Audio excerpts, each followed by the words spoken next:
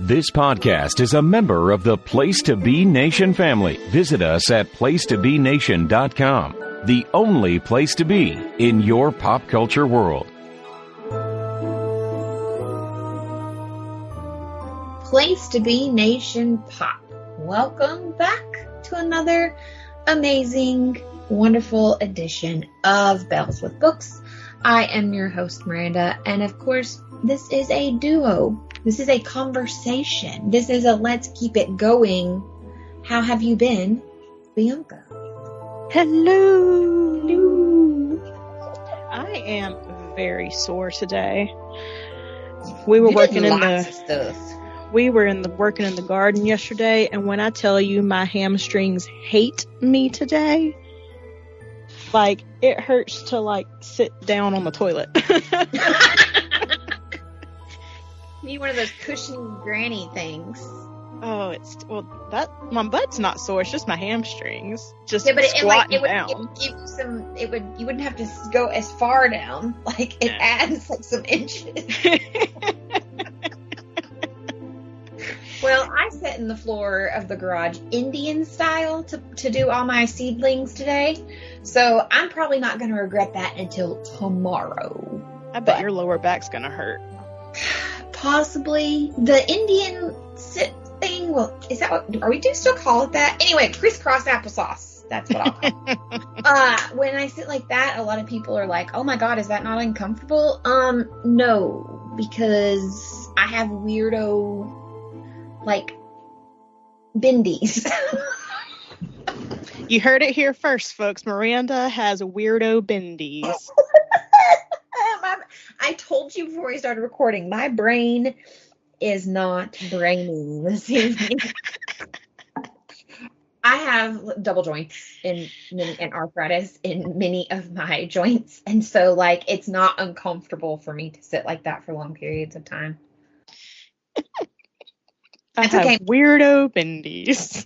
Weirdo bendies, it's a thing. No, I don't go on benders. Well, not alcoholic ones or drug-related ones, but somebody's going to be like, she goes on benders. Did you hear her? She said she goes on benders.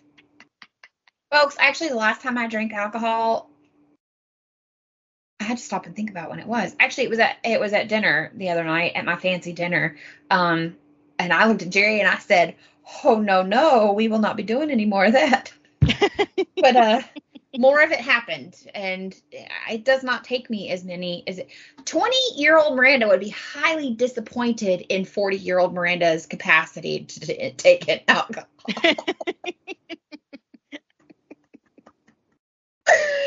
Oh, that is all I'm going to say. Hey, at least you're not the guy getting kicked out of Chili's the other night. You told me that, and that made my day. I was like, get loud in the Chili's now. Come on. It was 7:30. Them South egg rolls must have been like, whoa! We were out with a couple friend of ours, and we were like, it's 7:30. He's doing 2 a.m. stuff. What is going on? And they had the kitchen manager, this like, I don't know, probably like 5'11" guy, tattoos all over his arms, wearing a red coat. And you can tell, like, this is the last thing that he wants to be doing. He needs to be in the kitchen cooking everyone's food, but he has to come out there and be like, y'all need to calm down. They're like, oh, yeah, we're cool. Sorry, bro. And then 5 minutes later, they were just yelling again, and he was like, okay, y'all gotta go. And then a woman stuck a beer bottle between her boobs and stuck it out. I looked at the girlfriend that I was with. I was like, did that just happen? She's like, she definitely just did that. I was like, he let her. He was so over it. He was like, just get out of my restaurant. Like, you're not my problem. Go be someone else's problem. You could be a problem, just not in here and not for me. Well, do you know who else has problems now? Lots of people, but tell us. Hugh Jackman is now getting roped into the Blake Lively and Justin Baldoni lawsuit. It was announced that he will now be deposed in August, assuming the lawsuit continues to move forward. Listen, this stuff has gotten so crazy that in our friend Discord, yes, we have a friend Discord, Bianca and I, with our friends. We have a server just for this event, which I cannot take credit for naming the server. No, the name comes from our witty friend Kat. Oh God, it ends in court. That was genius. Like top tier. Top tier. Oh, yeah. So, but to be fair, Hugh was part of the marketing for the Ends With Us movie. Yes, he was. And he was a huge part of Deadpool. And that's been roped into it because of Nice Pool. Which I mentioned all this to my husband the other day. And he's like, oh, is that the thing that, like, maybe Nice Pool's about that guy? And I was like, yes, but it's so much more than that. He's like, oh, okay. I was like, oh, listen, It's getting crazy out here. It's getting crazy out here. And I told him, I also wonder how this is going to highly affect, because Ryan Reynolds is part owner of, because, you know, it involves him. We talked about it, so we're not going to go in detail, because, like, if you're not new here, go listen to our other show or other episodes. I think this is like the fourth time we've talked about it, third time we've talked about it. Who knows at this point? I don't know, but you know, we're really huge Formula One fans, and he and several other people went in together and like are huge investors in one of the Formula One teams. And so I'm like, please don't drag this into my F1. Like, what's going to happen? Isn't that what the Wrexham thing was about? No, Wrexham is soccer. Or football. Okay. Yeah. Wrexham is UK football. No, he went in as partial owner. I think it's like him, Travis Kelce, Patrick Mahomes, a couple of other sports guys, and they all invested as like one group. So I'm like, oh God, please don't bring this into Formula One. Because it's just like it's like every time we turn around, there's like another thing looped into this. It's a worldwide phenomenon. It's not the phenomenon we want, though. I mean, it is, but we don't want so much of our favorite things being involved with this. But anyway. We also have the new Hunger Games book, Sunrise on the Reaping, comes out this Tuesday, which by the time this episode comes out, it should already be out. It should be, yes. Did you pre-order? Yes, my copy is on the way. Mine is stuck in customs. Of course it is. Everything I buy gets stuck in customs. Look how long it took for you to get my Christmas gift. You didn't get it till like February. It was in January. Oh, was it? Well, still, I sent it like before Thanksgiving. Oh, yes. I was like, I'll just pray it gets there eventually. But I love it. Yeah, so mine, I've got the Waterstones edition. You know, me being introduced to the fact that I can order from Waterstones over here has not been a good thing. What does that edition look like? I'm looking it up real quick. It's pretty. It's pretty. It's like, so. Oh, it's the same. Is it the same purple with the pink? Yeah. Okay. It's pretty. I mean, it is. It is pretty. So I don't know what makes it different that makes it the Waterstones edition. Who knows? You never know. It could be something as simple as it has like a letter from the author, or it's signed, or you never know. But yeah. Another and book, then yeah, I'll let you take the next one. Jeneva Rose's The Perfect Divorce, which is The Perfect Marriage, Book 2. Go listen to that debacle from a couple of years ago. It's been a couple of years ago now, hasn't it? Yeah, that was like our second or third episode. I don't know if it was that. Because it was pretty early. Let's look. It was. I think it was our first February, wasn't it? It may have been our first February. Because we were like, ooh, yeah, we know. Well, we knew it was like a thriller mystery kind of thing. But we were like, yeah, we gonna do this. Spoiler alert, Bianca hated it. Miranda had a lot of problems with it. 1 star. I thought you gave it 2. Do what? I thought you gave it 2. Oh, did I? Let me double check. Anyway, this is the follow-up, and apparently she has worked hard to correct a lot of the things that most of us had problems with. And as you know, for some reason, or as you guys know, for some reason, I became a huge Jeneva stan, even though her book really angered me. And so now she's like, well, okay, I did give it 2. I apologize. I thought so. That was also the show we did where like there was like a huge uptick in downloads, and I couldn't figure out why. And it was because a fun fact I shared with you on having sexual relations and how long something could stay inside of a female. I was like, are you kidding me? I want you guys to download my show, and that's why you downloaded my show. Miranda, that's okay. Listen, both of us, you were even like, what? It's a biological fact, okay? It is truth. We're going to start having an anatomy segment. We should, because listen, sometimes in the books we read, not only are we like, where is the communication? We're like, that is not possible. You're like staring. You're like, now the leg goes where? Oh, and no. What? Listen, some of those books that Miss Hope and I read, absolutely you're going, but how do you, and if you, but are you? No. One of my favorite TikToks I've ever seen were these 2 young women. Like, they're probably like 17, 18, 19 years old. Mm-hmm. And they were trying to illustrate something that had happened in a book. I forget what book it was now.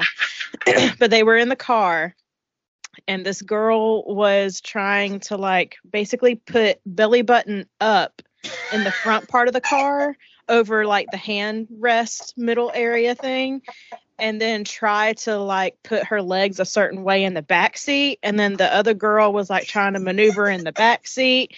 And I was just like, what are we reading nowadays? I'm laughing because I know which one you're talking about. I also love the TikToks where they're like, and he bared his teeth, and the girls are like,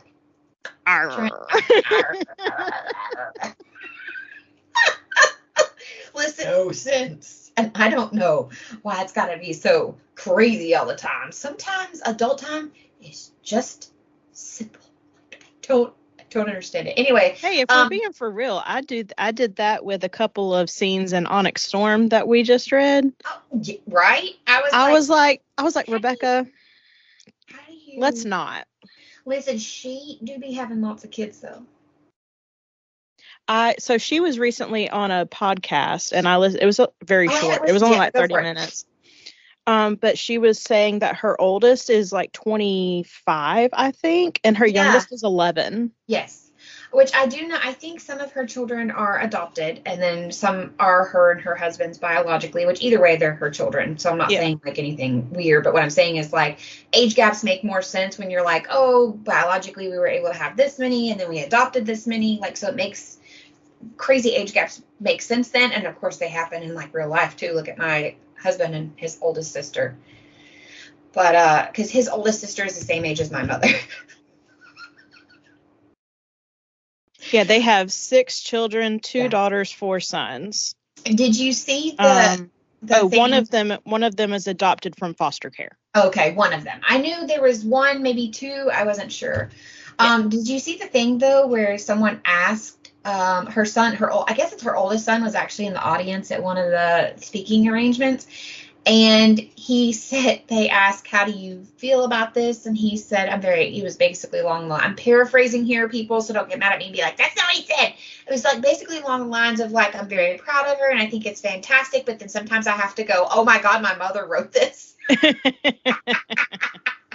Which makes me wonder, because I have tried, like, embarrass, and I know somebody's going to be like, why would you try to embarrass your child? I don't mean it in the sense of, like, rude, but, like, parents do things all the time that they're like, oh, this is for sure going to embarrass my child. No, my child, like, doesn't get embarrassed. Like, he doesn't care. I don't know. Maybe that's just, like, his social thing. He's like, whatever.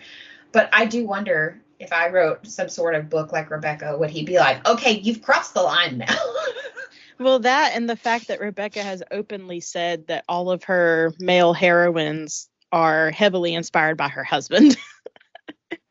So now you just have like the mental image. Poor kid. He was an Army pilot. You know, he was an Army pilot. Oh goodness. I don't know if I said this yet or not, but it was show number 9. It was about 2 years ago now, over 2 years ago now, that we did the Geneva book. Okay. We literally said in the synopsis of the show, you said a thriller with a side of ick and a few technical inconsistencies. And that is accurate. And that you know what? Even as someone that I rated stand it much higher, by what I wrote. It is. Listen, I rated it much higher, and it is accurate. 100% accurate. So, moving on to our adaptation minute, we have had a few casting announcements for the new Harry Potter TV series with HBO. And to be honest, I don't like any of them. And I know a good chunk of the internet does not particularly like one of them. So first, when HBO announced that they were going to be doing a TV show, they're like, we're going to make it a series and we're going to be even more true to the books than the movies were. And all of us in the fandom were like, heck yeah. I was like, yeah, but I was also like, are you kidding me? It's one of the most, in my opinion, don't come for me, in my opinion, it's one of the most book to film accurate things that we have out. There's a lot of things I had problems with, don't get me wrong. My husband will tell you he was very angry at me in the theater in a couple of movies where I was like, but they didn't. He's like, shh. But I feel it's one of the most accurate. Yeah. But they were setting out to make it better. I put in air quotes. And I was like, you know what? I will hold out hope for it. Okay. I won't do anything. And they were like, and we're also going to continue to only cast British actors just like the movies did, because everyone is obviously from the British Isles, Great Britain, Ireland, blah, blah, blah. I was like, okay, as they should be. I'm on board with that. Right. And then it came out that they cast John Lithgow as Dumbledore. Now, don't get me wrong. Yeah. One, I personally think that is excellent casting. I think he will do great as Dumbledore. And but he's not said British about doing it as well. Did you see his clip on him doing it? Yes. So I love what he had to say, but I'm with you. He's not British. So I have a theory for you, a ponderance, if you will. Okay. Did they go to everyone on their short list who was British and say, we want you, or we want you to try out, or we want you to try out, whatever their go-to line was, and they were told no? Possibly, because in his interview, when he was like basically announcing that he got the job, he was like, it's a 10-year commitment. Mm-hmm. He does. I will say, I don't know if you've heard his British accent. It is very good. Oh, yeah, because he was Churchill in The Queen. Yeah. Or what is it called? Crown. The Crown. Thank you. Mm-hmm. So he does a great job, and I love him personally as an actor. I've loved him since Third Rock from the Sun. Yes. Well, before that, probably Harry and Henderson's, actually. But that was just like red flag number 1, that they were already deviating from what they said they wanted to do. Yeah, I'm baffled by this. On one hand, like I just said, I love him, but on the other hand, I'm a little confused. But then it came out for who they cast as Snape. Yeah. And I can firmly say that no matter who it is on the internet, their background, their race, their man or woman, doesn't matter. No one is happy with this casting, because Snape is one of the few characters in the Harry Potter series where it is explicitly stated what he looks like and how he acts. Well, at first, I'm going to be fully transparent here. At first, I was okay, because I was like, I have no problem with the first find. I understand it doesn't match the look. Then I came across a African-American book talk creator, woman, not a problematic one. Not a problematic book talk creator in general. It doesn't matter if they're what color they are. But I came across a book talk creator that is African-American, and she broke down so eloquently things I didn't think about on why this, and she kept saying, is potentially problematic, because she didn't want to just come out. I'm sure her saying, like, this is problematic is probably a problem in its own. But she laid out some very crisp and clear things that I went, I didn't because think about that. This changes the background of everything that happens when James and Snape are children. Yes, because James, we know this. Listen, we love James, but James bullied Snape relentlessly, actually. Yes, like their whole friend group did. And he was from a well-to-do family, James was, and Snape wasn't. Snape didn't have a whole lot of people to care for him, and that's why he attached to Lily the way he did. So she was saying this is very possibly problematic that you have this influential white boy consistently bullying a black child. Yeah. And it causes a divide that, like, it's not there. Like, that the racist aspect is not there in the books. Not for that character. I mean, no. There's racism if we want to get down into it, but like not with those two specific characters. That's part of the I wanted to say dichotomy. It's not part of it, and so that is adding an element of that's just like rage bait at this point. I think so. Like I said, I initially was like, oh, cool. I know, this. I think this would be good. Okay, fine. Like because I don't have a problem when they change things like that. I know a lot of people do, and I understand it. I hear you. I see you. I didn't have a problem until this lady broke it down. And I should have wrote down her handle, but she just explains it in such a way, and she goes even deeper than that. And she's like, and then she also said the way that Snape is physically described, and it's like greasy, dark hair. She's like, again, you're making fun of, like, it sounds like in this instance, you're now making fun of ethnic hair. Yeah. And I was like, oh my God, I didn't. That was, that was my first thought I was like, why are we doing, like, we're not here to make fun of any particular race of people. Like, that's not what this is about. Yeah. I 100%, like I said, fully transparent, was like, oh, okay, cool. And then I saw her video and was like, oh, this makes complete sense to me. Like, there's, like, you almost any other character in that universe, you can swap out whatever race you want to. Oh, I absolutely think so. But I think not Snape. Yeah, I was gonna see. Like, he is just very clearly laid out. Yeah, I'm with you. And we talked about this before, the age of some of the characters, but we discussed that. There she is. So I follow her. Her name is This Is Savvy. She is fantastic in her explanation of this. She also does like movie recaps, and she reads books. She's a little bit of like book, movie, everything. So if you're interested, I highly recommend following her on TikTok. But she gives fantastic, and it's one of the most recent videos that she's posted, so it'd be really easy to find. But her explanation on it is just top tier for understanding. And yeah, and the comments also really made me pause for a second and go, okay, I'm listening. I'm listening and I'm learning. I get it. Okay. So yeah, with all of that, my hopes for this series are just going down the drain. I'm still going to watch it. I may not finish it, but I'm still going to.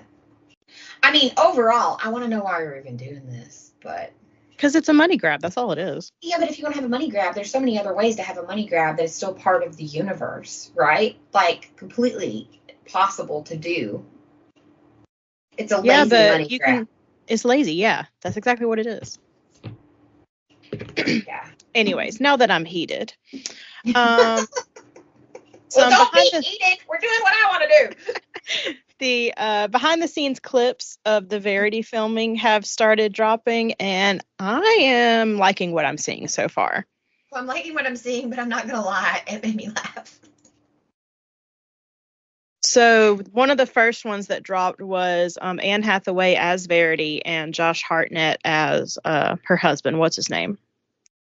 Oh, gosh, I don't remember. I forget his character name now. Anyway, I know what scene they were filming just because I've read the book 15 bazillion times. But so it's them like running through the street and like goofing off and having a good time. And I'm like, oh, I like this. I like this. This looks true to the scene that I'm thinking of. And then the scene dropped where they were filming like literally the opening sequence. Which this is not a spoiler because, like I said, it's literally the first sentence of the page. Yep. First sentence, chapter 1. Lowen, isn't her name Lowen? That sounds right. Yes. Lowen witnesses a man being like basically run over in the street and his blood splatters all over her. And they just filmed that scene this week, and I was like, oh, but the photos they released show the like pipe that they use to like spray the blood. And I was like, I didn't know what it was at first. I was like, what is happening? It's literally the first sentence. No, I just saw the photo. I didn't see like the article I saw for it, or it just had the photo was what you saw the most. You didn't see like the headline or anything. And I just saw the photo and was like, what? And then I read the headline and was like, oh. But now that they're dropping these clips and like they're going everywhere, I'm having hope for this movie. And I hope that we do not go to court with Verity like we are with It Ends With Us. I will be. What? Please, Anne Hathaway, keep everyone straight. What? Oh my God, I can't think. Production House has this. Isn't it Amazon? Is it Amazon? I genuinely couldn't remember. That's why I was asking. I'm like 99% sure Amazon has it.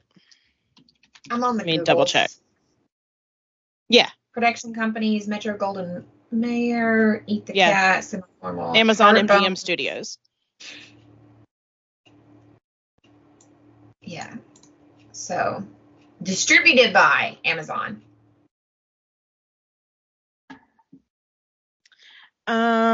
Let's see. And then Pride and Prejudice is coming back to theaters the week of Easter, April 20th, for its 20th year anniversary. What? I feel so old. Why? 20 years? There's no way. The math isn't mathing.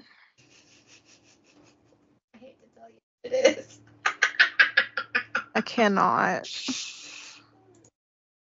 2005, y'all. That's the year I got married. I got married in 2005. That's like I'm not joking. I watch that at least once a month. You know what movie I used to watch at least once a month? What? Shrek. Huh? Shrek. Oh. Listen, it's a fairy tale love story as well, okay? This is not part of our notes, but have you seen the new Shrek? Oh my God, I gotta chew. Listen, I did what my husband tells me not to do, which is what he calls feed the stupid. And that's where you argue with people on the internet, right? Well, I got into an argument with someone over Shrek's daughter's appearance in the comments section of Threads. That's on you, boo-boo. Listen, because here's why. I'm going to defend myself real quick because I stand by what I said. They're like, oh my God, but when she was born, she had this color hair. And don't you remember her eyes were blue? Listen, here, you know what? You wanted it out of me corner, Bianca? You about to get it. Here we go, guys. Here we go. Okay. Buckle in. First off, they are teenagers in this movie. If you're a teenage girl, especially in this day and age, what are you wanting to do? Dye your hair every other week. So why does it matter that her hair color is different? She's an ogre teenager. Okay? Number one. Number two. Not all children born with blue eyes keep their blue eyes. I can attest to that. I was born with blue eyes, and now my eyes are like super green. They sometimes even go dark. Let's just see here. But beyond that, the new whoever drew Shrek for this, they did it wrong. They need to pull a Sonic and just redo it. Listen, we have bullied one production house. Well, actually, we bullied more than one production house to change the look of something. So we can absolutely change how Shrek is drawn. Also, this is Shrek, what, 5, 6 at this point? I genuinely don't remember this. I don't remember the number. And I'm a huge fan of the franchise. After 3, I'm like, do we really? And 3, I was like, it's okay. I liked it, didn't love it. However, you have a lot of source material. Why are you messing this up? It's literally drag and drop. Like, he's already drawn in the software. Like, you just drag and drop. Like, what?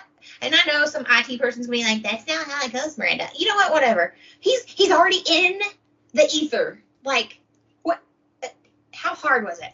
Also, to back my other point up, only 10 to 20% of babies' eye colors change. If your baby was born blue eyes, but your partner has brown eyes, you might end up with a baby whose eyes don't stay blue. So anyway, I'm okay now. You got heated a minute ago. I'm heated now. It's all good. I'm okay now. Real quick. Okay.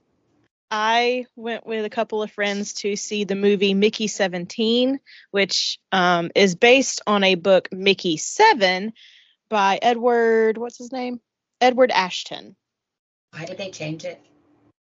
That I don't know. I've never read the book. Okay. But, yeah. So, in the premise of Mickey 17, for those who don't know, let me back up. The only reason that I went to see this movie was because husband number 1 is in it, Robert Pattinson. That man will always have a piece of my heart, so I will support his endeavors. Okay. So I saw he was in it. I was like, heck yeah, let's go. So I went with a couple of friends. The movie was weird, y'all. It was weird. It's science fiction. I would not pay for it to see it in theater. That's my recommendation. If it comes on streaming and you're just bored one night, yeah, go ahead. It's a cool ride, but it's weird. So it's classified as science fiction black comedy, and that means dark humor, the gallows humor, morbid humor, that definitely. Kind of thing. So the synopsis of both the book and movie is pretty much the same. You have what's called expendables, and they are a person that can be cloned over and over again to do dangerous things on this space mission that they're on, basically. So they have this one designated person that, like, if they need to go outside the spaceship for something to repair or anything, he can go because his memory has been transferred to, they literally have a brick, and his memory's transferred to this brick, and they basically just 3D print him a new body if something happens to his current one. Can I be 3D print new joints? That'd be good. From my understanding in the book, it's called Mickey 7 because there are 7 iterations of him. In the movie, it's Mickey 17 because they are on the 17th iteration of him.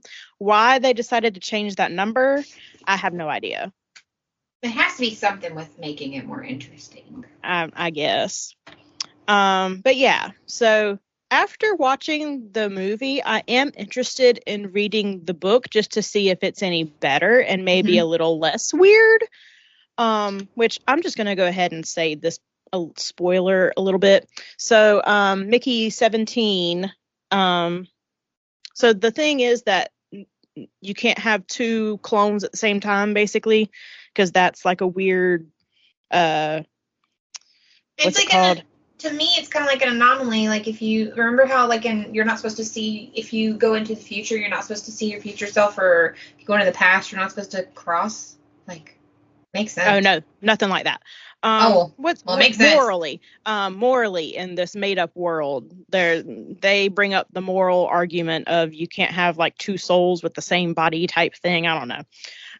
Anyways, so Mickey 17 crosses with Mickey 18 because they thought Mickey 17 died and he didn't, and he makes it back. And he has a girlfriend, and they both, if you get what I'm saying, with the girlfriend, like, it doesn't exactly happen, but they're like leading up to it, and stuff begins to happen. And I'm just like, this is weird and awkward. I'm looking at the differences. There's a list by Screen Rant for anyone that's interested. I'm sure it will spoil things if you've not done the book or the movie. But there are apparently 12 very significant differences in the book and the movie. Oh, okay. But I do want to read the book. Like I said, the movie was okay. Well, the ending's different, cool if that makes you feel any better. Well, now I do want to read it because I kind of liked the ending. Ending of Mickey 17 is very different from Mickey 7. Ooh, okay. So anyways, that's my Mickey 17 review. Wait till it comes on streaming. That's my recommendation. Okay. Next, we have The Murderbot Diaries by Martha Wells. Is coming to Apple TV Plus in June. One of my favorite, I'll just say cozy creators, because she does all things cozy, but she's been reading The Murderbot Diaries for a while now, and she absolutely loves them. I've heard great things about them by everyone that reads them. So I may have to add that to my never-ending TBR. At least the first one, just to get a feel for it, to see if I want to watch the show. But it does have Alexander Skarsgård in it. I love me a Skarsgård. So. I'd take Whoo! That's my Pattinson right there. We also have The Odyssey, coming from director-producer Christopher Nolan. It has started filming in Greece. I am actually very excited about this. I'm not a huge, Greek mythology person. I love it. But I am interested just because the cast is so stacked for this movie. I'm interested to see how he interprets this. Right. Because one, as far as I know, it's just going to be one movie. And The Odyssey is a huge piece of work. Oh, absolutely. I'm surprised they're not going to try to do like a trilogy or something. Well, I mean, if you do it right, you could easily make it a trilogy and stretch it and go into go crazy in depth, but you could also easily make it a one episode. It's got a great cast. I know why you're excited though. My husband's in it. Rob is he is booked and busy, okay? He's a dad making all these movies. How's he have the time? Because he has a phenomenal wife. That's how. Go Suki. Okay, anyways. Miranda, you take the last adaptation. So I've mentioned this one. Well, I mentioned when it was option, but on our TikTok. I don't know if I did it here, but Tonya Kappes, who writes one of my favorite cozy series, Campers and Criminals, that's set in the Daniel Boone National Forest in Kentucky, and she is a Kentucky gal herself. That's how I kind of found her. She is the sweetest, personally, but this was back, I think, early fall, late summer, early fall. She'd mentioned it had been optioned, but as of this week, she announced that it is official. So officially, it will be done through Hallmark. And because it's cozy mystery, my assumption, and I'm probably accurate with this, is that it's going to be a Hallmark Movies and Mysteries Channel edition. So it's going to be like the Aurora Tea Garden and so many others that have been done. But I'm excited because I think, regardless of how you feel about Hallmark movies, whether you think they're cheesy or not, I don't care. But I think it's a good fit for most cozy mysteries. Like, I really do think Hallmark knows what they're doing. So they How better many not books are in anger that me. series? Oh, girl, she's still writing. I think there's... Is it like the Aurora Tea Garden stuff? But then they're not as... these are some of those that you're like, how do you read them so fast? And it's because, like, for example, book 1 is... Oh, gosh, it's not going to tell me. I got excited. I was going to tell you how many pages it was. But here we go. Maybe I can click here. Book 1 is 212 pages. So yeah, that's pretty decent for a cozy. It is, but she is currently on number 39. Oh, goodness. Yeah, number 39 just came out. And So they roughly, have plenty to work with. They do have plenty to work with. Her most recent book just came out at the end of December. She had number 39 to come out. And it's one of those that there's a different mystery in every book. That mystery is usually buttoned up, but there's an overarching story. So I have heard a lot of people say that they felt like you could pick this series up at any point, but as a fan, I say go to book 1. But I'm very excited for Tonya and what this means for this series in general, because I think it's very fun. Sorry, my sinuses are draining. It is okay. It's just that time of year. Literally over the entire world. And now we're going to get into what I'll say the meat of our episode is. This is March, so it is Miranda's birthday month. Happy birthday, Miranda. Thank you. So she got to pick the book, and we are going to cover Rewitched by Lucy Jane Wood. Yes. Do you want to give a quick spoiler-free synopsis, Miranda? I'll give a synopsis, and then I would like us each to give spoiler-free opinion with star rating. Okay. Also, I just have to say, did you see that cake that I got? Yes, I did. It was beautiful. It was an accident. An accident? I've been waiting to tell the story. Do tell. So, remember all of the scheduling conflicts and everything that was happening, and I came to you and Susan, and I was ranting, and I was like, we're not going to be able to go anywhere, blah, blah, blah, right? So, Jerry, went into, oh, crap, if we're not going to be able to go anywhere, this is, a big birthday, I have to, we need cake, so he contacts this cake lady. Well, they have an actual, bakery coffee shop, but in the back they do large cakes per order. And he contacts her. They start having a conversation. She's like, how big do you want it? And he's guessing, because the poor man knows nothing about cake sizes.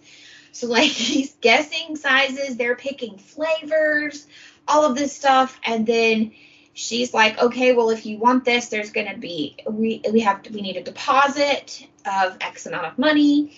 And he's like, okay, let me get back to you. I'm trying to finalize some things. And then we realized, we can go out of town. So she didn't reach out to him anymore. He didn't reach out to her anymore. No deposit was paid. He assumed that meant this is done.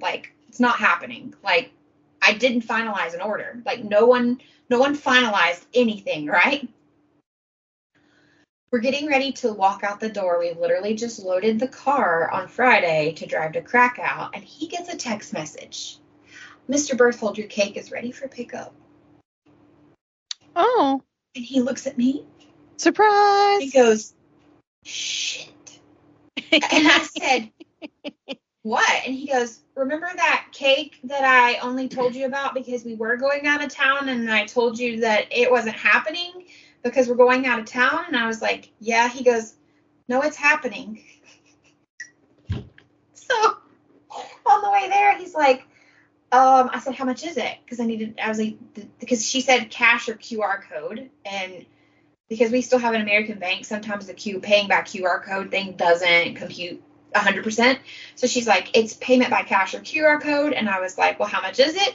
And he's like, I don't know. She told me that it was this much for a deposit, but I don't know if that's the price of the cake or if there's more price. He's like, I didn't know what I was ordering. It was not the price of the cake. It was half the price of the cake. I literally had to turn around to Caden and go, "You got any money in your wallet?"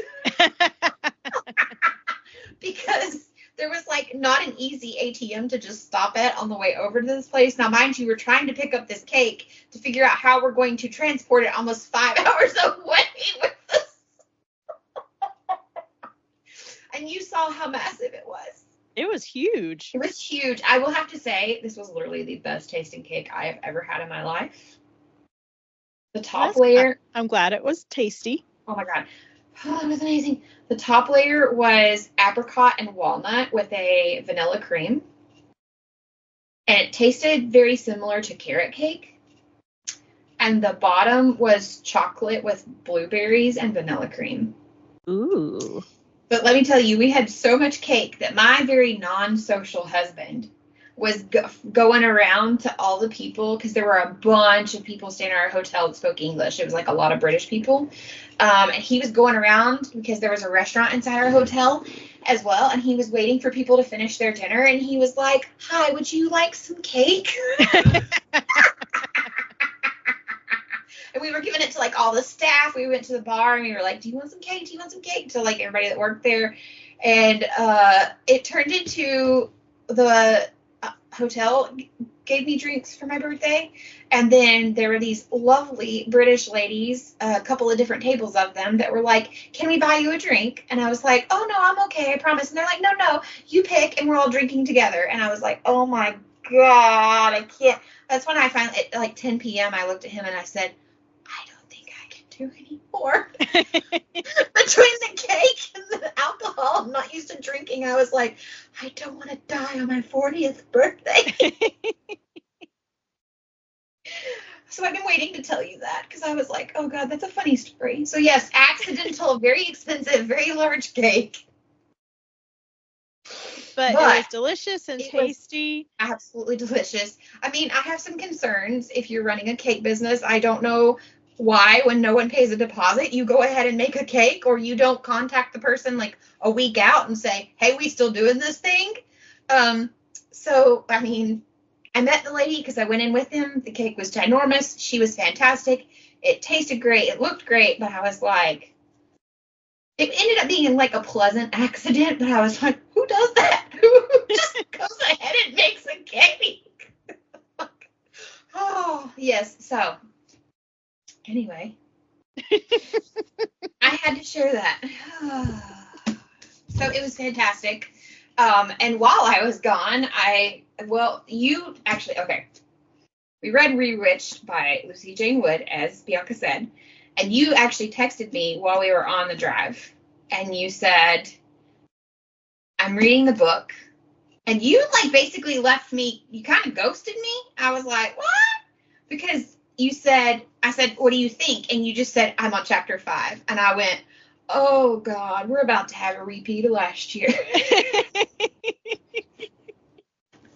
Well, I meant it like I'm on chapter 5. I don't have an opinion yet. That's like. You didn't say anything else. And because I think you did that. You said it did something similar last year where I was like, "What do you think?" And you told me the chapter you were on, and then you were like, you didn't say. I was like, "You don't like it." I just told Jerry, I was like, "I don't think she likes it." My bad. It's okay. It was for a good giggle. But I picked this book because 1, it's a new release. 2, I'd really been wanting to read it. 3, when you first open it up, it says, "For the girls who grew up," excuse me, "for the girls who grew up on the wonder of witches and knew that magic would be found at their own fingertips." So I was like, yes, please. If you couldn't tell, I am a huge fan of books with witches of any kind. Good, bad, cozy, in between. I love them all. So the basic synopsis of our book is we have Belladonna Blackthorn, who hasn't lost her magical spark, but she also basically hasn't seen it in a while, and I don't think she sees it like in herself. She's balancing work at this bookshop that she loves, is this London bookshop, Lunar Books, which, by the way that they described it, Mm-hmm. I wanted to shop here. Oh, definitely. Right? It sounded so cute and cozy. Right? And her staff, we'll get to that in a minute. Her staff sounded like, if I walked in there and was like, I would love a recommendation, here's authors I normally read, they would gladly be like, let me show you this. Here's what I loved. And I just felt that. So, I want it. Lunar Books. If anyone living in the UK knows of a similar bookshop I can come visit, that'd be great. So she works at, London bookshop Lunar Books. She's handling her very toxic boss who, and she's also concealing that she has witchcraft. So in this universe, witches, they exist, but normal people don't know that it's real. They think it's just make believe. It is in the modern day world. And she's kind of burnt out, right? She's got this thing where she's trying to perfect the idea of using her magic, but it's kind of also the last thing on her mind. But it is her 30th birthday, and that's the other thing I found exciting about reading this book, because our main character, Bella, it's a milestone birthday for her, as it was for myself. So this brings her a summons from the coven, and she has to do I can't talk. Apparently my brain's not braining and my mouth can't speak. Anyway. You can do this. I can do this. So she gets a summons because it's her 30th birthday from the coven, and this puts a trial in motion. That's a thing you have to do, and it tests her worthiness to be a witch. Belle kind of risks losing magic forever. So if you don't succeed at this trial, it's like, well, guess what? You're not worthy to be one of us. You can just be mundane with everybody else. Nobody realizes we exist anyway. So she has a month to fix things, but there's like this suspicion that there's like a force that could be working against her. Someone is clearly working against her. I'm not going to say there's a suspicion. Like, someone is clearly not wanting her to succeed. So she's going to need a lot of help from not only the women in her life, but we get like some unlikely mentor figures, which, by the way, I just saw Merlin from Sword in the Stone. I can see that. As her mentor. And she has what she calls an infuriating coven watchman who's sworn to protect her. I liked him. I did. I liked him. However, will say I'm struggling with picturing him holy. Does that make sense? Yeah. No, I did the same thing. Okay. Like, normally I can pick like a real life person or just kind of create someone in my brain, and I was really struggling with finding exactly what I thought he would look like. And for her, I kept going back and forth on what I saw in my brain. So I was going to ask your opinion on what you thought some of these characters like visually looked like, because this is the first time I've ever struggled with deciding what I thought people looked like. Here's what I'm going to say real quick. Okay. I picked this book wholeheartedly thinking I was going to come on here and be like, 5 stars. I loved this so much. This is like it for me, just like my witch pick from last year. I will continue to read anything Lucy writes, because there is a book 2 set in this universe but different people, like not the same characters. So I am intrigued. But at the end of the day, it was a 3.75 for me, maybe teetering on 3.5 to 3.75. I gave it 3.5. There was a huge chunk of this book where, while I was really enjoying myself and I wanted to continue, I didn't find it a chore to read. I was left wanting what I don't know, and that was part of the problem. I was wanting something more, and I couldn't put my finger on what it was I wanted, but I felt like there was just something that was needed, and maybe you can help me pinpoint it. Maybe you felt the same way. I don't know. Yeah, which we can we'll obviously do a little bit more of a deep dive in a minute. For me, I gave it 3.5, basically for the same reasons. There was a large chunk of this book where, as Miranda said, she goes to this mentor to like get help with her magic and stuff. it was just kind of monotonous. That whole, like, there were several chapters of it, and I was just like, can we, like, speed this along a little bit? That, and the fact that I feel like I forget what his name is. The one that shows up and becomes her protector, whatever his name was. Yeah, Rune. I feel like they're it's supposed to be a slow burn romance. It was very slow. And listen, I don't need the hanky-panky in every book. I don't want it. Like, I don't want to read it every time. So I wasn't wanting that, because I know somebody's going to be like, oh, it didn't have that. No. It was extremely slow.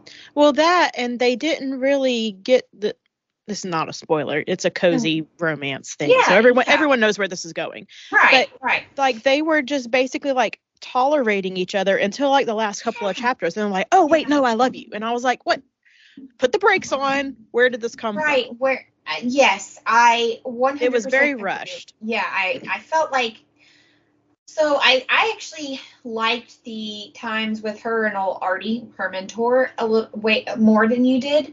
But I just felt like that same time should have been spent on developing her relationship with Rune, because I felt like all they did was butt heads. So I was trying to decide, are they enemies to lovers? Are they what?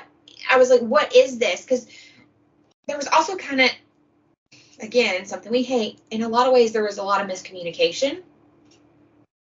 But not the typical miscommunication of if somebody had just said how they feel. It was more a miscommunication on being secretive, like not sharing. Yeah, no, I agree. Like not sharing what they could have shared. Sorry, I keep muting myself because I keep having to clear my throat or cough or something. No, it's okay. But so I had some problems.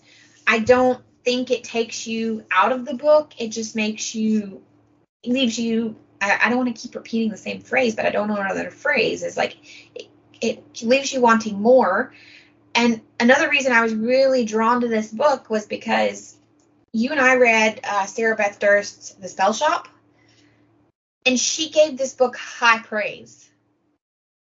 I'm surprised by that. Yeah, she said, I was completely charmed by this delightful and endearing novel about rediscovering your spark, which, okay, I do love that story. That's not a spoiler. Like, that's kind of the main plot point, is like discovering who you are, deciding who you are, right? Yeah. Like coming into your own and saying, no, this is who I am and this is who I'm going to be. And I did love that, because I think no matter what your age is, 20, 30, 40, 60, we go through it multiple times. So watching her find it was great, but I don't like exactly how she found it. Well, that, and this book didn't go the way I thought it was going to. Like, Same. I thought that we were just going to be like, oh, okay, well, we just got to go through this trial, and then we're going to get more like bookshop type stuff. Yes, that's not what happened. No. So it's kind of like, let me know if you disagree, but I felt like we went into this and it was slow, and then we got to the trial and it was like really fast. It was like, boom, trial, like fast. And then it was like, trial didn't go so well, which is not a spoiler, but also we're spoiling a little. So we get to this trial and it's like, didn't go so well. And then it's slow. Yeah. Slow.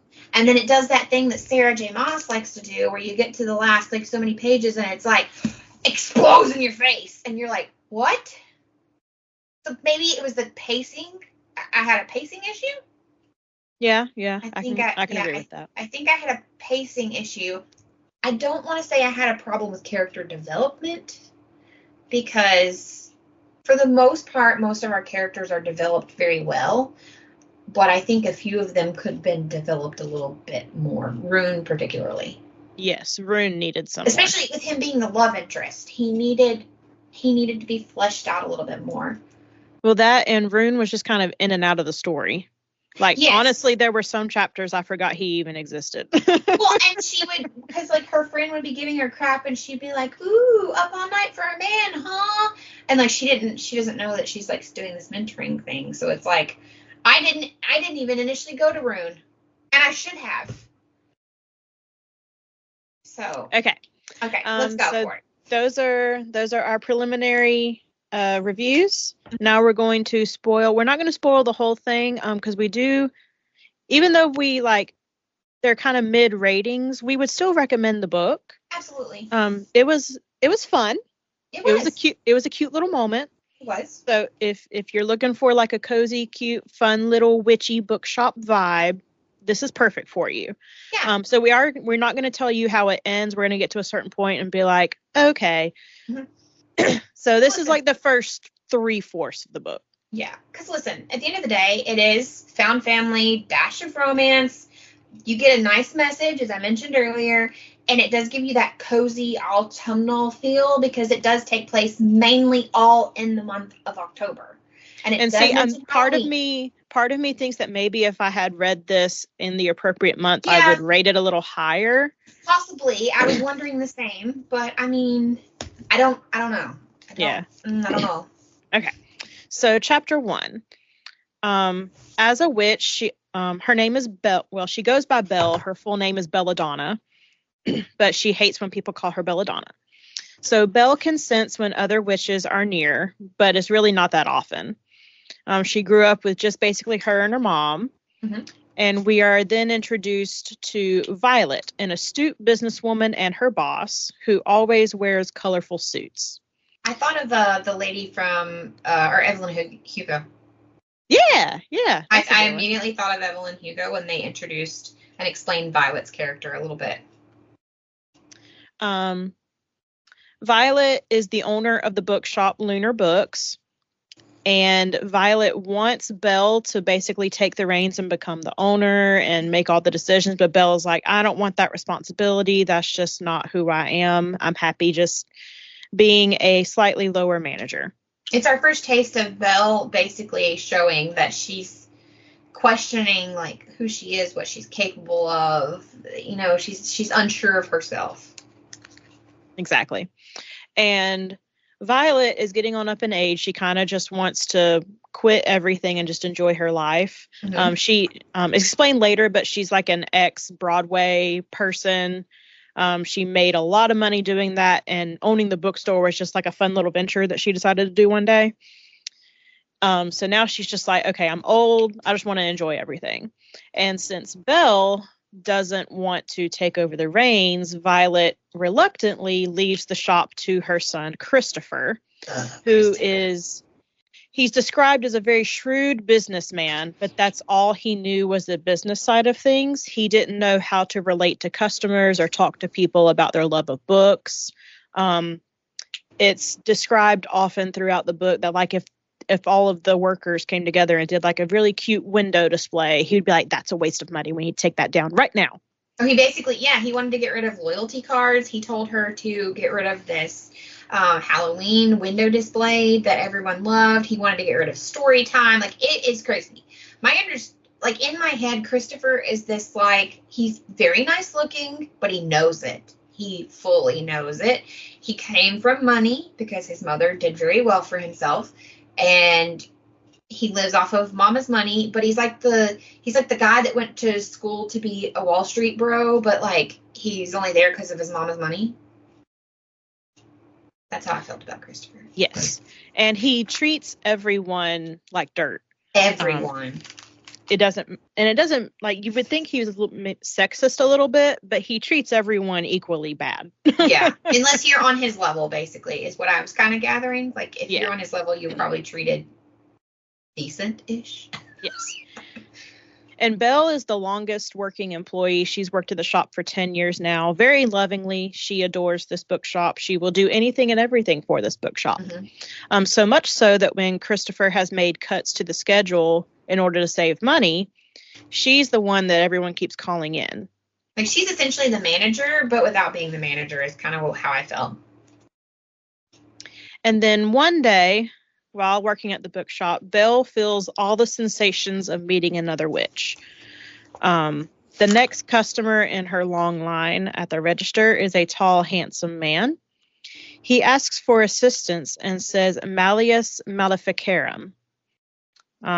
She knows what this is, but anyone who is unfamiliar with witchcraft would not, because this is a notorious book on the origins of witchcraft. It is the book on witchcraft. It is the Malamus Maleficarum.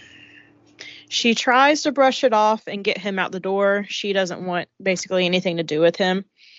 But he stays, saying that he had been to another bookstore and they had sent him to, quote, Belladonna Blackthorn for assistance. He used her government name.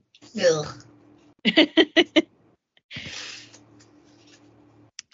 Belle signals for Monica, another employee, to take her place at the register, and she and this man head to the back of the store. She's basically like, what do you want? Like, why are you here bothering me at my job? He says that the coven had sent him, and he accuses Belle of ignoring their correspondence. And she's like, what correspondence? What are you talking about? Mm-hmm.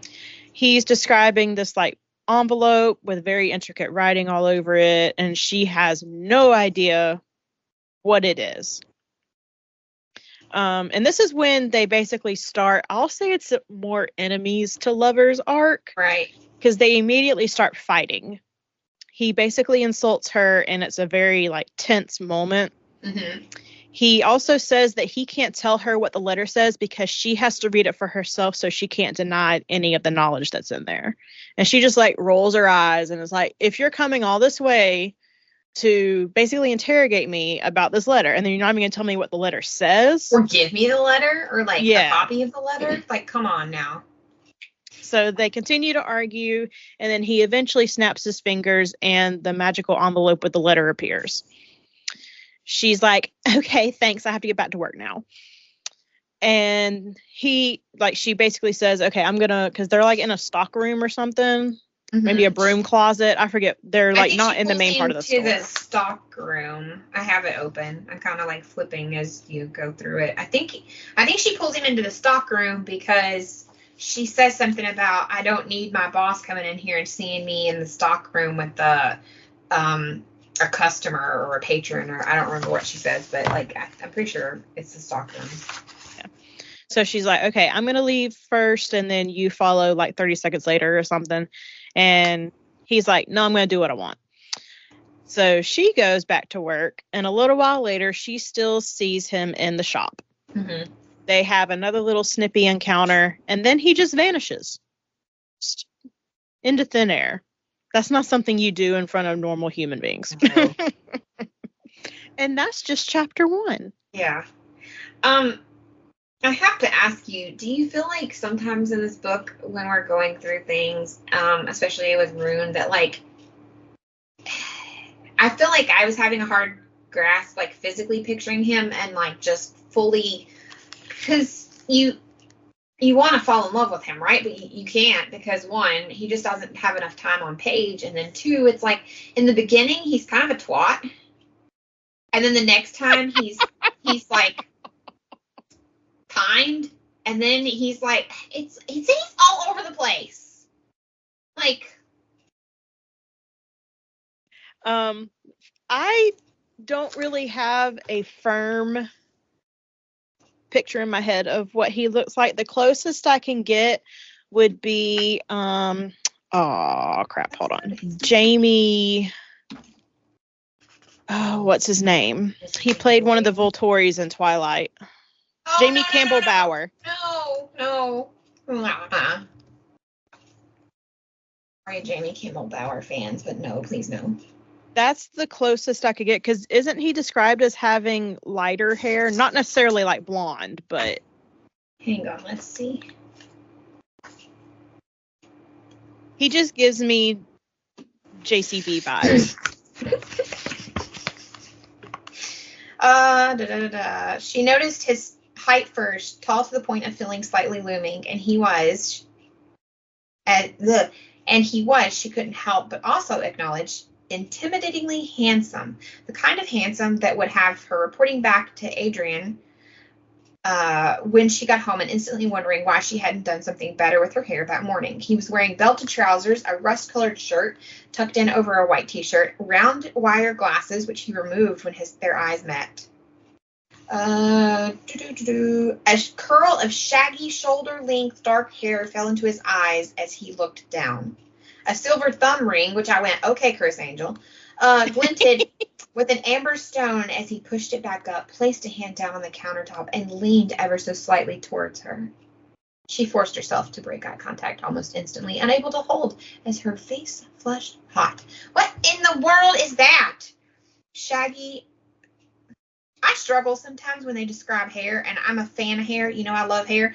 But like shoulder length, dark, down into his eyes. I'm like, what kind of cut is that? So let's just. I mean, a shag cut, kind of like a 70s wavy. I don't know. I still picture JCB just because that's what I went with. I'm Googling actors with shoulder length brown hair so I can see if there's anybody. Because he's also supposed to be like tall and skinny like my child is what I'm assuming. And you get that from the way she said he's looming. But anyway, I'm going to look at random actors with longish brown hair and see who I think would work while you continue on with our story. Maybe Orlando Bloom. I was thinking possibly, actually. But I don't know. He's too cute. I mean, he's supposed to be. Me, yeah. I know, but I didn't picture someone like picturesque handsome like that. I pictured someone more offbeat. Maybe it's tall Timothy Chalamet. No, he's a wet cigarette man. No. Mm-mm. No. Oh my God. Oh, that just made my day. Mm-mm. Him and old dude from SNL, they are wet cigarette men. I cannot. SNL. Dated Kim Kardashian. Oh, listen, all I will say, though, is if you've... What's his name? Pete Davidson. Pete Davidson, there we go. Listen, there are some of you out there that will get this, but they have what I call line cook appeal. Yeah. Uh-huh. Wet cigarette men. Yeah. And listen, most all of us that have worked in a restaurant at one point have dated a line cook, so we can't say shit. Or two. I did not. Thank you very much. I did. Or two. Listen, anyway, I'm going to keep scrolling. Continue. So, chapter 2, we are introduced to Belle's pet. She has a cat named Jinx, a black cat. It is the day before her 30th birthday. She's not like a huge, like she has magical powers, but she does not use them to their fullest potential. No. So she does little spells like around the house, like maybe she'll like use a spell to like do the dishes or like clean the bathroom or something. But she also shop to help her like decorate and things like that. Yeah, but it's just tiny like minuscule little things that like if normal people they'd be like, oh, that's a cool thing. It's not like doing huge like love spells or anything like that. Mm-hmm. She does have a roommate, Ariadne. Yeah, not Adrian. Duh. They have been friends since they were in college is when they met, right? No, it was in high school because they talked about going to college. Mm-hmm. So yeah, they've been friends for a hot minute. Mm-hmm. She is not magical and she does not know that Belle has powers either. She basically thinks that like they're of storybooks. Like it's just, you know. Yeah, magic isn't real to her. Yeah. One morning, Ariadne leaves for work, and Belle looks at the black envelope from the coven. On it is inscribed 3 words in Latin, Tonitru, Fulgur, and Pluvia, which means thunder, lightning, rain. Little bit of a jump. She goes to work. At the shop, Christopher gets Belle to take a meeting with the bank because he basically doesn't want to, and then he leaves and goes on his merry way. He goes to like the gym. It mentions like the gym or something. Like that's his basically concern. Is her concern is the shop, and his concern is what's best for him, what he wants to do. Yeah. And on his way out, he instructs Belle to redo the window display. She has an autumn thing going on with novelty items that Christopher finds very offensive. He wants no nonsense in his bookshop. Well, which kills me, though, is, okay, so you're a businessman, right? And you're trying to make this bookshop make money. all the things that he does is not how you get any of the book girlies in the door. Or the book dudes, for that matter. You ain't getting them in the door. They're going to think it's boring. It's not for me. Yeah, but he doesn't think that way. He just sees it as a waste of money. It's not a waste if your main clientele that's going to spend the money is no longer coming in. So chapter 3, Belle and Ariadne, I'm going to call her Ari. They are having dinner, and Belle is venting. Ari eventually goes to bed, and Belle finally looks at the letter. The coven, Selkuth, is going to... they're basically inviting her Saturday for her birthday to complete an assessment, something that they call an endarkment. It is signed by Casper Strix, Strix. She basically has to pass a magical test in order to keep her magic, or else all of her magic returns to the coven. She immediately calls her mom, and her mom is relieved that she doesn't have to keep this secret anymore. And she's like, what do you mean keep a secret? And basically, like, they're given a, what's the book called? A grimoire? Grimoire. There's a grimoire that Belle was supposed to be studying and reading all these years, and she kind of put it off and was like, no, I don't want to do that. And her mom was like, well, if you would just read the grimoire, you would know more, because I can only tell you so much. Right. Like, it's not really like a secret test. Like, everyone knows it's coming if you've done your homework. Apparently everyone goes through this when they turn 30, but it is a witch's responsibility to grow their own magic without interference, and Belle has not. Right. They should basically be practicing and prepping for this because they know it's coming. Because, like, if you're part of the witch world, the Selkouth, the coven, isn't... it's not unknown. Like, you're basically, like, waiting for this day. And this is all laid out in the book that Belle was given, but she hadn't touched. The Selkouth Coven Grimoire, a witch's counsel for endarkment. Belle ends the call and reads the chapter that she immediately needs, the Equi-Witch Tria. That cracked me up. I was about to, if you didn't say the name of it, I was going to be like, listen, I'm not giving Lucy any shit, by the way, if she ever comes across this. I don't hate it. It made me, in my brain, think Equifax. No. I know, but that's what my brain immediately went, boop. I was like, it's Equifax for witches. So chapter 4, Belle wakes up on her 30th birthday with thoughts of the coming trial. Happy birthday, Belle. Ari comes in and wakes her up, and Ari has basically planned this like huge birthday bash in the park with a picnic and all their friends, and Belle has to basically lie and say that Chris is forcing her to work at the bookshop and she can't get out of it, even though in reality she has to go to this trial. This broke my heart. Like, her friends put in a lot of effort for her to have a nice birthday, and she can't even tell them the truth, or at least her best friend. Like, there's other friends that are going to be there, but, like, she can't even tell her, or feels like she can't tell her, because it's never specifically stated that you cannot tell. I'm saying mundane, but like a normal, like a non-witch. Yeah. But so I would assume you could probably tell your best person, because, like, what if you married a non-witch? You'd have to spill the beans. So, like, that part was confusing to me, because I was like, well, I understand she doesn't know, but did you just never tell her because you just didn't really, clearly she was not probably ever thinking of fully becoming a witch anyway. Well, and I think it also this is jumping ahead a little bit, but since you brought it up, it stems from an encounter that she had as an early teenager where she was like, I want to say she had a crush on this boy, and like she was just kind of broaching the subject of, oh, magic, what do you think about it? And he was like, oh, that's like baby stuff. Yeah, and he said it really demeaning. So I think that interaction just basically scarred her from ever wanting to fully develop her power and tell anybody else about her power. Well, and honestly, things that happen to us in our teenage years are so, like, they really mold and shape you. And I know people are like, that's so long ago. I can't forget some of that stuff. Like, you know? So I get it, but at the same time, it's like.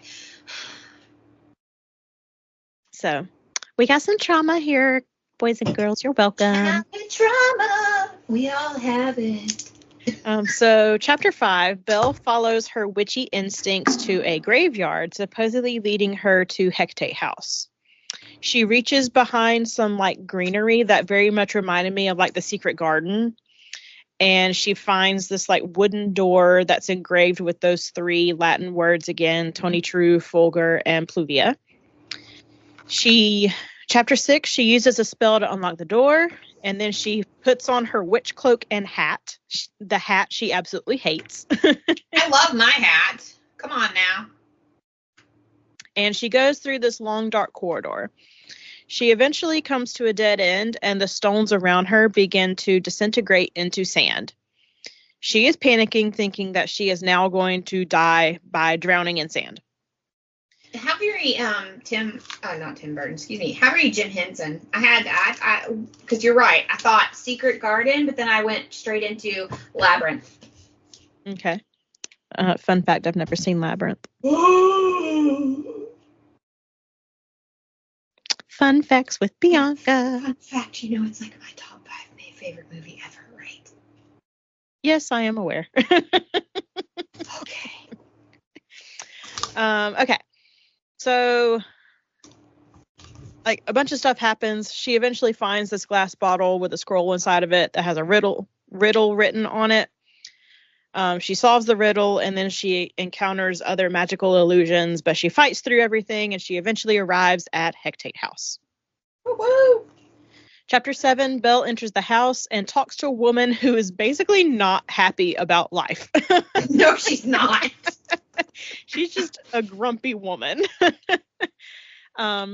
Belle signs a contract saying that she won't hold Hecate House responsible for whatever is about to occur.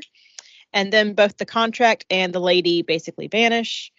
A voice comes over a loudspeaker and tells her to make her way to the courtroom.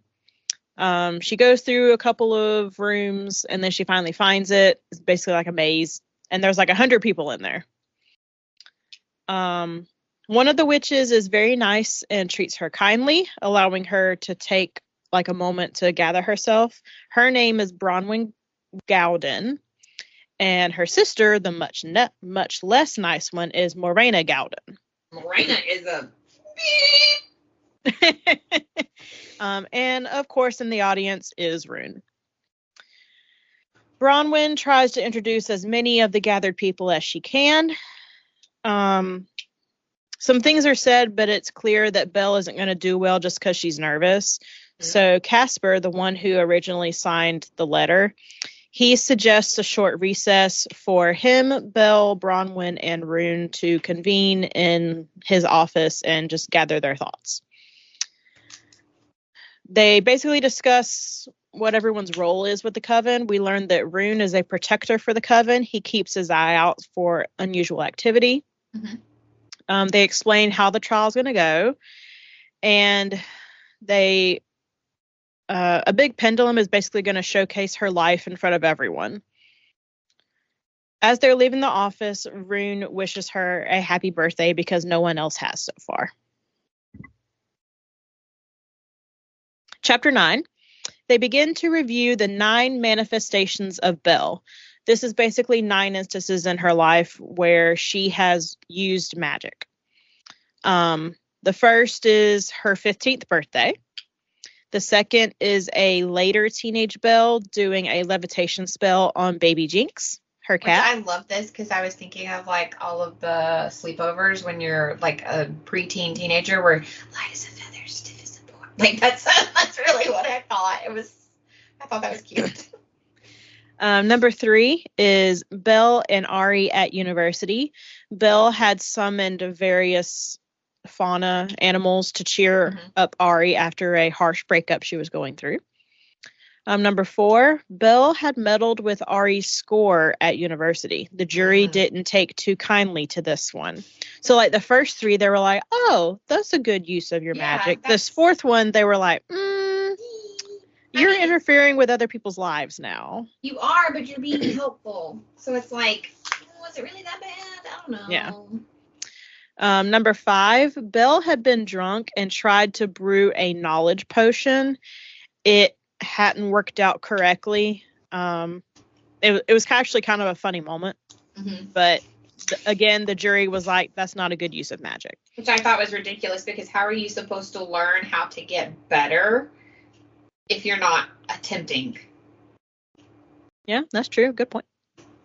Number 6, she had tried to alter her body, and it was not very successful. They viewed this as a very vanity way to use her magic. So again, they did not like it. I'd be listen, she's a teenager and she's trying to figure out who she is. You best believe I'd be changing my hair color and my clothing style, and it'd be like being in Clueless, where she's got unlimited clothes except for bing, bing. Come on now. Number 7, she had conjured a stomach bug for Christopher at the bookshop. Deserved. Very much deserved, but again, they looked down on it. I wouldn't have. Number 8, she had brewed a bravery potion. And then number 9, she tried to bind her powers. She had been ashamed of her powers because of the story I told earlier. A boy had basically made fun of magic. And that was the ultimate. That was the ultimate nail in the coffin for the jury. They're like, she doesn't even want her powers. Why are we even here? But to me, that shows signs of she's actually a normal and a good witch. She's practicing. She's trying. She's being tested. I was so angry at the end of this trial when they were like, nah, not good enough. Because I was like, are you kidding me? Well, because after she tried to bind her powers, that was basically the last big spell that she tried to do. Yeah. She didn't use magic hardly at all after that, besides the little things just around the house. Yeah. So very they basic. felt that magic was being wasted on her. So chapter 10, the jury is disappointed in her. Belle has the chance to defend herself. She kind of rambles on. Some bickering ensues amongst everybody, and Casper steps in to say that Belle may return home with her magic tonight. He will do some more research and get back to everyone tomorrow. Belle gets back home to a bewildered Ari, who had been trying to reach her all day. Belle can't tell Ari where she's been, obviously, so she makes up the story about signing an NDA at work because of some event that they had held. I mean, that's some quick thinking. Very quick thinking. I mean, let me take a swig of water real quick. Go for it. Sinuses are killing me, man. I'm sure. Did you take something? Yeah, I did. You got some honey? It's just that time of year. I know, but do you have any honey? Local honey? Yeah. Okay. Carry on. Where were we? Chapter 11.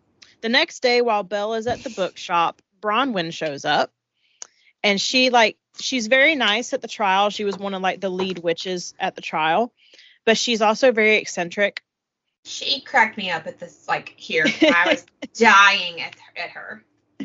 And when Belle sees her, she's like, oh, crap, we got a witch with all these humans in here. She's like, okay, we got to get you out of here. So Belle immediately takes a break and they go to a tea shop. Long story short, the jury is divided and Belle is getting a mentor. Bronwyn transports them to her office at Hecate House. I'm going to skip some of this. They find a man named Artorius Day. He's a very controversial figure, and I call him Artie. Yeah, I'm gonna call him Artie or Art, either way. Bronwyn she's not discouraging her, but she's just like, here's what you're getting into. Mm-hmm. Artie hasn't had his magic for a very long time because he was accused of burning someone from the inside out. And that's basically all she knows. Yeah. So Bella's like, well, this is my last chance. I guess I'm going with this. Mm-hmm. So she goes back to the bookshop. She's closing up. She locks the door. And she knows she locks the door. And she goes like to the register to like count everything down. But then a customer comes in. She's like, what? I locked the door. How did you get in here? And then she looks up. It's Rune. He has come to tell her that he is going to be her watchman for the next month. It's like, there's nothing you can do about it. I'm your assigned watchman. I'm here to make sure you're going to go see your tutor, basically. Mm-hmm. She's like, fine, whatever, get out of my shop. So Belle closes the shop and then heads to find Art. Artie is an old man now, not what Belle was expecting. But not he's what I was expecting either. He kind of was for me. As I was like, what do you mean this wasn't what you were expecting? Because like when they were in the library looking through everything, like there was obviously like old photos and stuff. I don't know. Oh, okay. The reason I wasn't expecting it is because when she initially meets him, he's just so warm and welcoming. Oh, you mean like his personality? I just didn't expect him the way. Okay. I didn't expect. No. I was like, what? He is like super duper nice to her. Mm-hmm. He is not at all any kind of villain that you would expect to hear or see from someone who supposedly burned someone alive. So she's like, there's got to be more to this story. But it's basically just an introduction to each other. And like I said, he's super nice. He like offers to make her tea, and they have like a plate of cookies or biscuits or whatever the British say. And that's basically it. So she leaves and she's like, oh, this isn't going to be so bad. Chapter 16, she gets home and Ari's basically like, where have you been? The shop closed like a little while ago. Mm-hmm. And Belle basically makes up the lie that she is dating this man called Rune just to cover up the trails, because she doesn't think that there's any chance in the world that Ari and Rune are ever going to meet. So she's like, I'll just make up this. It'll be fine. Quick thinking. She's not, this is proving that she's not dumb. Like, you know, she's coming up with this stuff on the fly. Like, oh crap, I gotta say something. Well, and I think part of it is just she's done this for so long. I was gonna say it's a lot. Probably you're right. I was about to say it's a lifetime of like pretending not to be what you are. Yeah. And the next few chapters is where I kind of get bogged down, because it's basically just her going back and forth to Artie's house, having these magic lessons. Right, which does establish a really good relationship between her and Artie. It does answer some questions about, like, what exactly did Artie do, or what did Artie think he did. I did like the mystery in that, so without spoiling it, he is accused of burning someone from the inside out, but who is it and how did it happen? And then, oh, by the way, there's actually a mystery around it because he can't really remember, and he talks about, well, I have memories, but it's like they're not really mine. Like, I'm seeing them and I know it's me, but like it's not me. And I love the way he explained it to her, where he's like, you know, when there's videotapes of you growing up and you're watching them now older, and you know it's you, and you know but you don't know. Like, I never thought about memories kind of being that way. Like, you know, but like, what? So I enjoyed that. But I felt like Rune should have played a bigger part. Definitely. Like, he could have been inside there and taking part in this. Especially if she's supposed to be, like, telling him what happens in these lessons. Like, why not just be in there? Yeah. One of these nights, Rune does show up and basically, like, escorts her home. And Belle is, like, letting herself in to her apartment. And Ari comes to the door. And not knowing to Rune, he introduces himself. He's like, hi, I'm Rune. And Ari is like, oh my gosh, you're Rune. And he's just like, why is she freaking out about my name? Yeah, like, what? And Belle is mortified. She's just like, oh my gosh, please leave. And then Ari is like hounding her for more information, but Belle is like, no, there's nothing to tell. I'm not getting into this right now. Right. And there are certain spells that she has to master in order to pass this test. One of them is called Summoned Transference.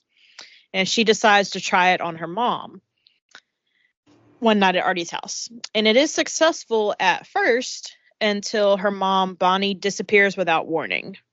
It's kind of traumatic, too. Like, it's Yeah. well, it sounds like for Bonnie, it's extremely traumatic. And clearly, for her, as the person that transferred her in, it's traumatic. And you can tell Artie is very confused. So, it's a lot. And I did say earlier that Artie's magic was taken from him, but it has been given back to him now that he is a mentor for Belle. But he's been a lifelong study of magic, so it's not like he's coming into this blind. Like, he has literally spent his life studying basically what he couldn't be. So Artie is confused as to why the spell isn't working.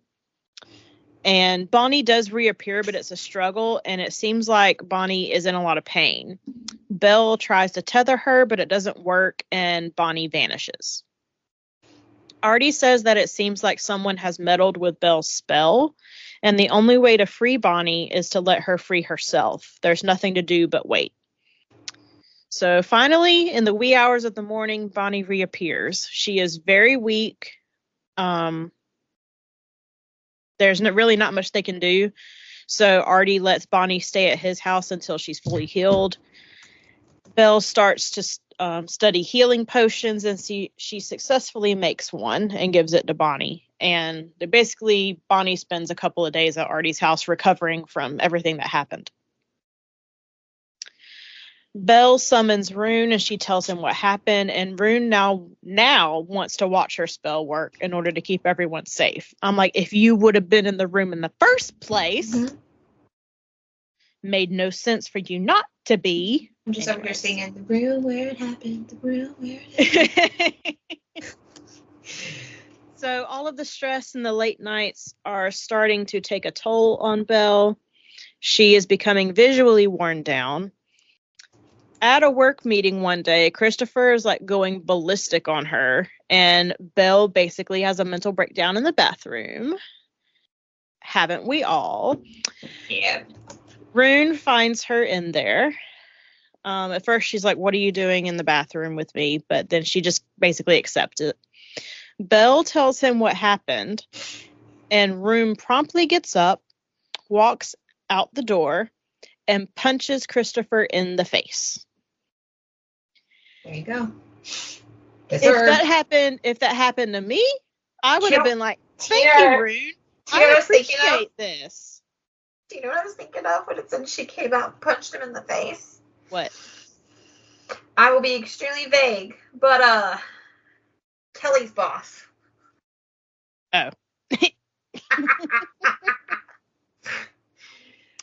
Anyways. For protection purposes. Yes.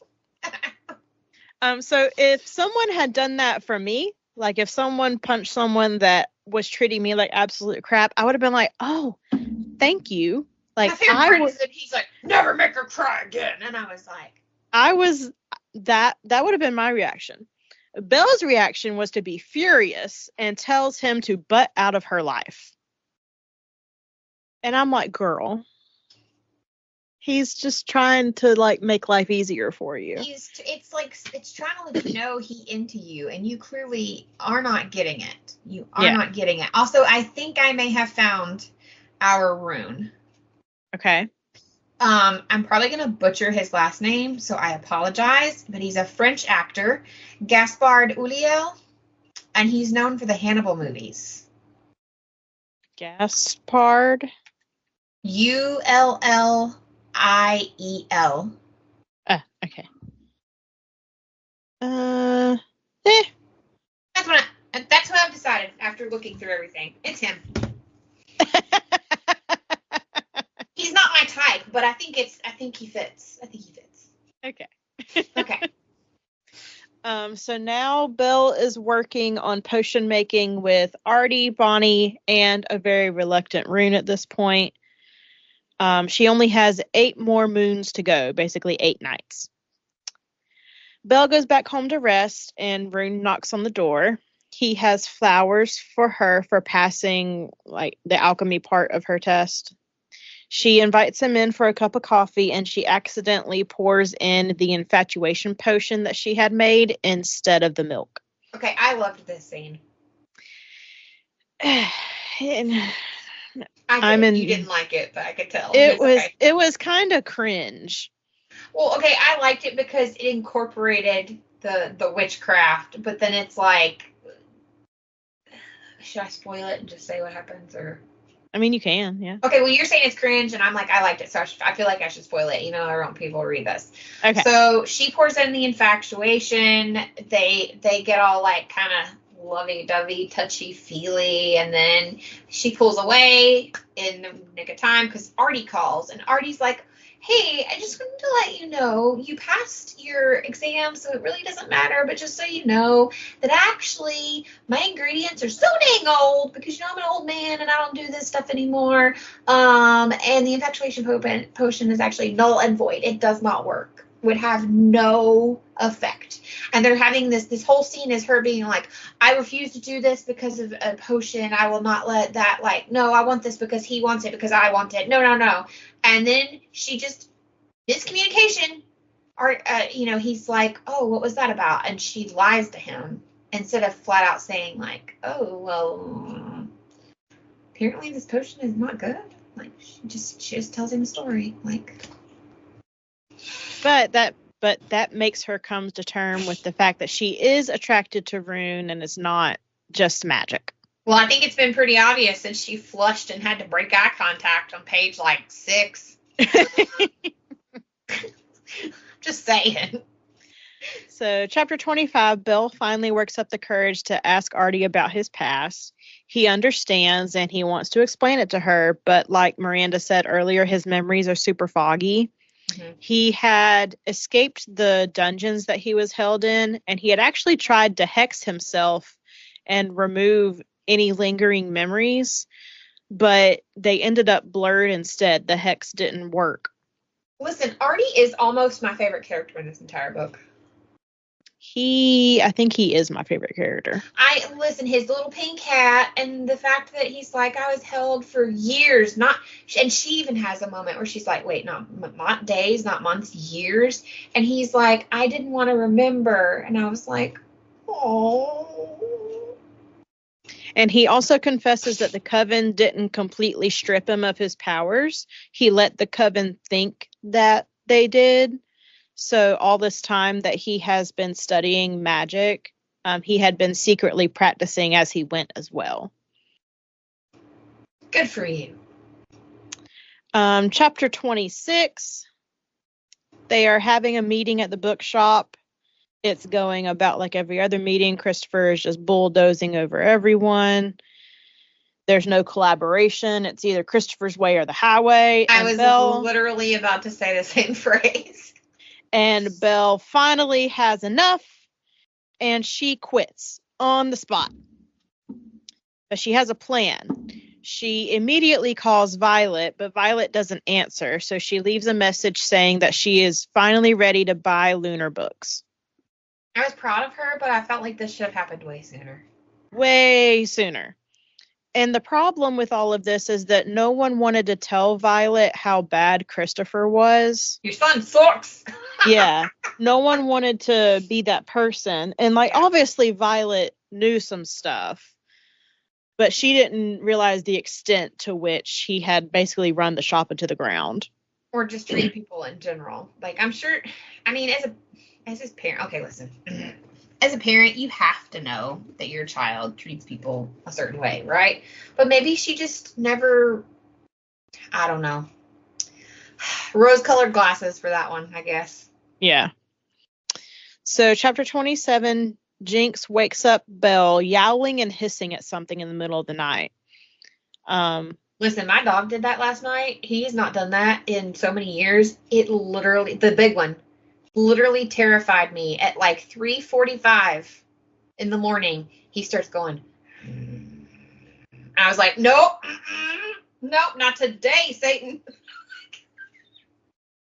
Was he dreaming or something? No, he was awake and staring at a spot on the wall because I sat up straight when he did it to evaluate because I thought maybe Caden woke up in the middle of the night, came in to tell me he was sick or something, and he just caught Ben asleep. No, he was staring at a fixed point on the wall going, and guttural. I was like, no, we don't.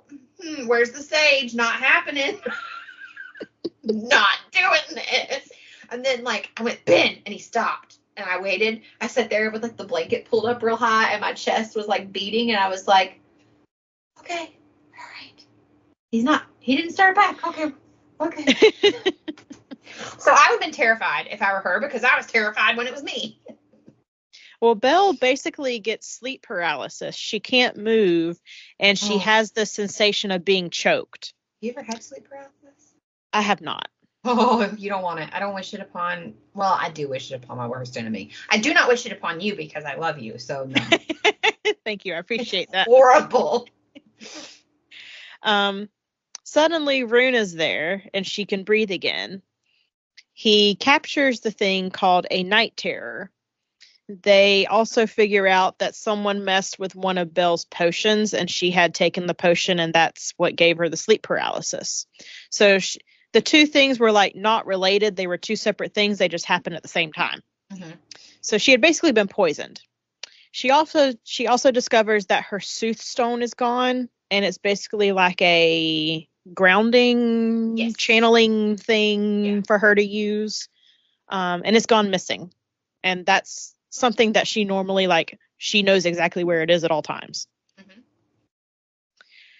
Mm-hmm. Chapter 28, Belle has come to the conclusion that she will relinquish her magic if all of her spells are being messed with. Someone obviously means her harm, and she doesn't want herself or her loved ones to be harmed because of her magic. So she's like, I'm just going to give it back to the coven. Artie does not take it well. He says, you need to try this one last thing. So he convinces her to communicate with her younger self. I forget what that spell is called, but it's a spell that she needs to master anyway. What chapter is that again? Sorry. That's 28. 28. Hang on. I actually liked what she had to say for this spell. I should have written this down. Keep going. I'm going to look up the spell. Well, she does the spell, and she talks to a much younger Belle, probably 15 years younger. Mm-hmm. Young Belle is like, are you who I think you are? And Belle's like, yeah, it's me. It's us. I like when she's like, oh, you're me 30 years later. And she's like, no, not quite. Just 15 years later, but okay. It's a really heartfelt moment, and it's very evident that young Belle is like very optimistic about her future. Mm-hmm. And current day Belle she doesn't want to diminish that spark or anything. And young Belle basically talks her into keeping her magic. So I found what she has to read. Okay. And it's in the grimoire, and she did not want to see this grimoire. So she's like, ugh. So it says, that which lies behind must stay, forgotten, buried, earth decay. Though time be oft a fickle thing, the past a lighthouse were it to cling. Refine thy senses for the task, speak words of peace in thine contact. Soothe a babe with placid milk, for what's to come unfurls the silk. I liked it. But it was a very endearing moment. Absolutely. And that's kind of the turning point for the rest of the book. It is. I think I want to stop there. Okay. Going into like deep depth. Do you want to say anything else about the ending that's maybe not so spoilery, Miranda? I'm going to do my very best here. So we're stopping there because we go into her actual retrial, basically, to decide, like, were they wrong? Was she right? Let's just say chaos ensues. And if you are a Sarah J. Maas fan, then you will understand that in the literal last, 100 pages, things get crazy. Stuff really goes insane. It does. It goes insane. It starts at page 334, and then to 405, it's just And it all happens very, very quickly. Like there were a couple of It pages does. I had to go back and reread because I'm like, wait, what just happened? Huh? Yeah, there was in our final like grand poobah of it all, there's some things that happen where I'm like, wait, who did what to hunt to where to when? Like I genuinely had a moment. I had to do the same. I had to flip back because I did the combo of audio and physical book, and I was like, wait, what? So there's a lot that happens. I think a lot of us though read fantasy where we're used to the last 100 pages is where we get a whole lot. I'm just not used to that in cozies, and I felt like this was supposed to be or it is a cozy. I don't want to say it was supposed to be a cozy. It is a cozy. So I was just a little like, okay, that's intense. Yeah. I do like a lot of the relationships in here as far as the friendships. The current Ari. I like Artie a lot.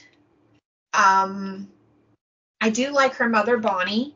She's like supportive mother. Like, she's kind of like, oh, you're 30 and you need to be doing, like, she's still in a lot of ways like your typical mother, like, why are you not doing this? But like, I did like her. I hated Christopher. Christopher was the worst. Him and Morena.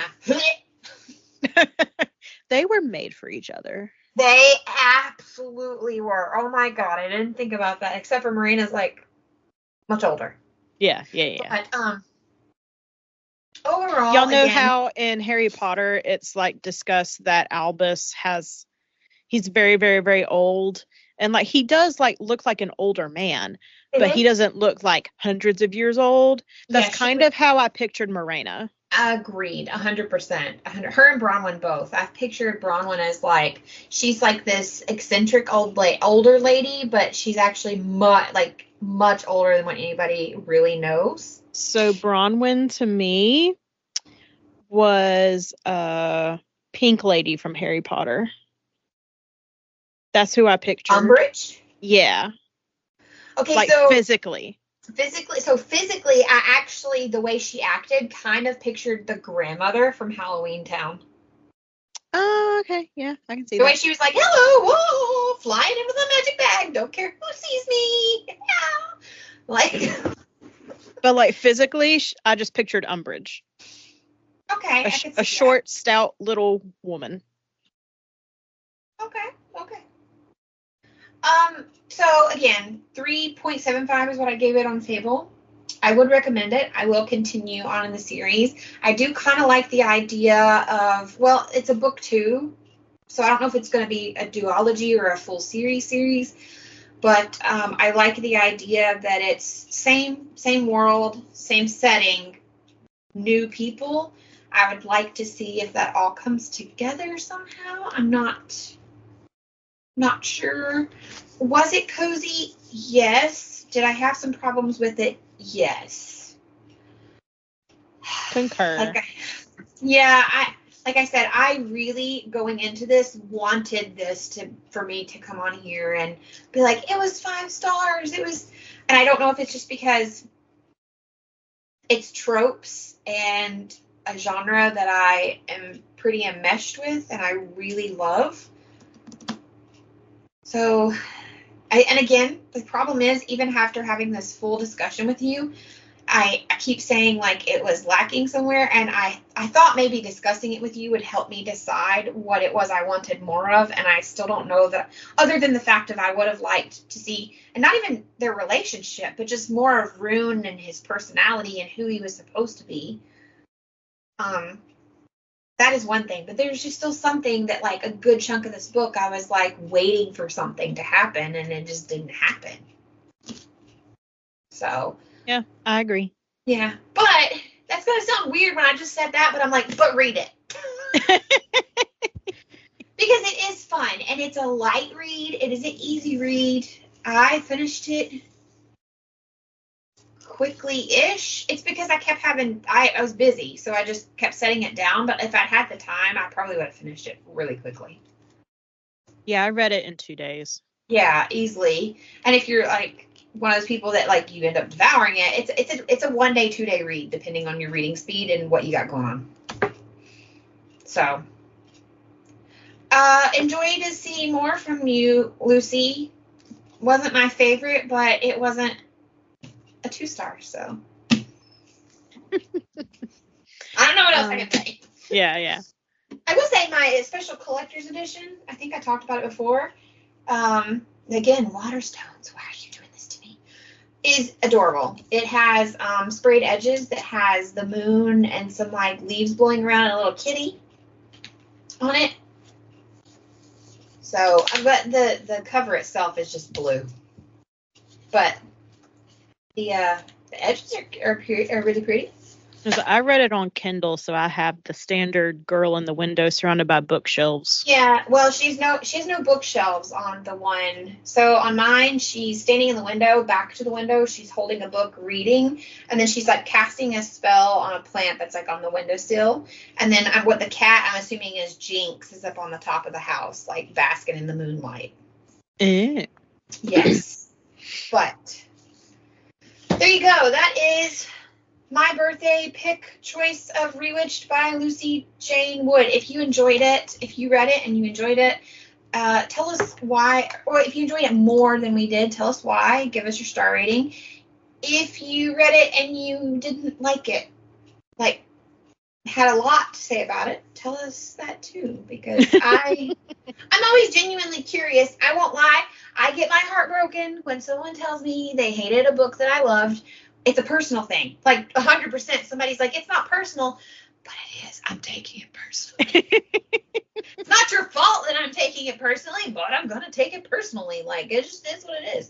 But I'm always intrigued at how vastly different our, likes and dislikes. Prime example, you hate the Fae. I love the Fae. Sorry, men with wings don't do it for me. No, it's fine. I'm just saying, like, I love hearing, like, how vastly different. Or tails. I will never forgive Holly Black. It wasn't that bad. It really wasn't. I love the Fae. I love witches. I love the Fae. I love vampires, werewolves. Give you me like all matter of creatures. Yeah, mystical, magical, creaturey, Bigfoots. I've even read some, would it be big feet if there were more than one of them? That's a highly debated question, like, legitimately. I've read some I'm shaking my stuff. head right now. Listen, think about it. We call them feet or a foot, but then people say Bigfoots, and I'm like, but would it, I don't know about that. Anyway, I love it all. So have you bought anything this month, or since we last recorded, do you have any recent reads and acquisitions? I have no acquisitions. What? Let it be known that Bianca has gone a whole month without purchasing a book. I'm shook right now. Because you're not even on a buying, like a few years ago you did like a buying ban, and you're not even on one. Like you just. Yeah, I have come to hold on one second. I have come to terms with the fact that my bookshelves can only hold so many books. No. The problem is you don't have enough bookshelves. Yeah. No, so you need to get more bookshelves. I see this totally opposite. You can clear that up real quick. Like, they have some really good ones at IKEA. I have a legit stack on the floor because I have nowhere else to put them, is my current predicament. Same, but... But with that being said, I do have a couple of recent reads that I want to mention. I'm trying to think what... I think the last book I read last time was actually These Violent Delights. I think I had just finished that before recording. I read Welcome to the Hyunman-dong Bookshop by Hwang Bo-Reum. It was another cute, cozy little read. It was originally written in Korean and then translated into English. Because of that, some of the wording was a little off, and it took me out of the story quite a few times. Because the structure and everything completely changes. Yeah, it does. But it was still a cute little story if someone wants to read a book about a woman running a bookshop. It was cute. I think I gave it like 3 stars, something like that. Next, I read The Book That Wouldn't Burn by Mark Lawrence. This is the first book in the series. I forget what the series is called. Let me click on it. Are you gonna go? If it's good, are you gonna work with me here? For me either, so. It's called The Library Trilogy. I gave it. What did I give it? Another 3-star book. This one was just long. It was almost 600 pages. Oh. It did not need to be that long. The man needs an editor. It had a good story in and of itself, but there was just so much. Could it have been 2 books? No, it just needed to be edited. No, I was just curious, because sometimes it's like, that's a lot, but it could have been 2 books. No, he just needs a better editor. And then I finally finished the Realmbreaker trilogy from Victoria Aveyard. I read Fatebreaker. This whole trilogy is heavily inspired by Lord of the Rings. She says it openly. She grew up a big Tolkien fan writing fan fiction. And she says that she wrote this for her younger self. This was something that she's always wanted to do. Listen, heal those childhood wounds. Be true to yourself. That's what this whole episode is. Heal yourself, girl. But it ended so great. I loved every second of it. I put off. This book has been published for, I think, 2 years at this point. Something like almost that. 2 years. I put it off because I did not want it to end. Mm-hmm. But my goodness, what a great ride it was. 5 stars. And then last night, I finished Apprentice to the Villain by Hannah Nicole Mayer. This is the second book in the Assistant to the Villain series. I think that's what the series is called. Let me double check. I believe you're correct. Yes. I gave it 5 stars. Hilarious, just like the first one. Had me legit laughing out loud. It is a very, very, very, very, very, very slow burn. Worse than what we just read. So slow. But we get there, y'all. We got there. We built this city. Oh, it was a road. But we got there. And the third one comes out, I think, sometime this year, if I'm not mistaken. I think so. Let me double check here. It's called Accomplice to the Villain.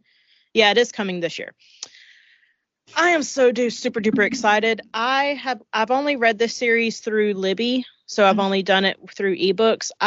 When the whole series is published, I very much want to get a hardcover special collector's edition, something, because I love this series so much. You're a hardcover gal. I am, but it's a great series. I highly recommend it. It is fantasy, but it is comedy fantasy. If you like The Office or Parks and Recreation, it has that whole cast vibe to it, and something is always happening. So pick it up, please. And now, Miranda, what have you recently read or acquisitioned? Well, I acquisitioned enough for the both of us. Okay. Well, see, I will take notes while you talk. It's okay. You don't have to put all these down, because I think I briefly mentioned this prior, and I can't remember if I did or not, so I'll gloss over it. If you want all the titles, I'll give them to you. So remember how I raved about that Janice Hallett book? Yes, sorry, I muted myself. No, it's okay. So I ended up ordering 3 of her books because I couldn't get all of them.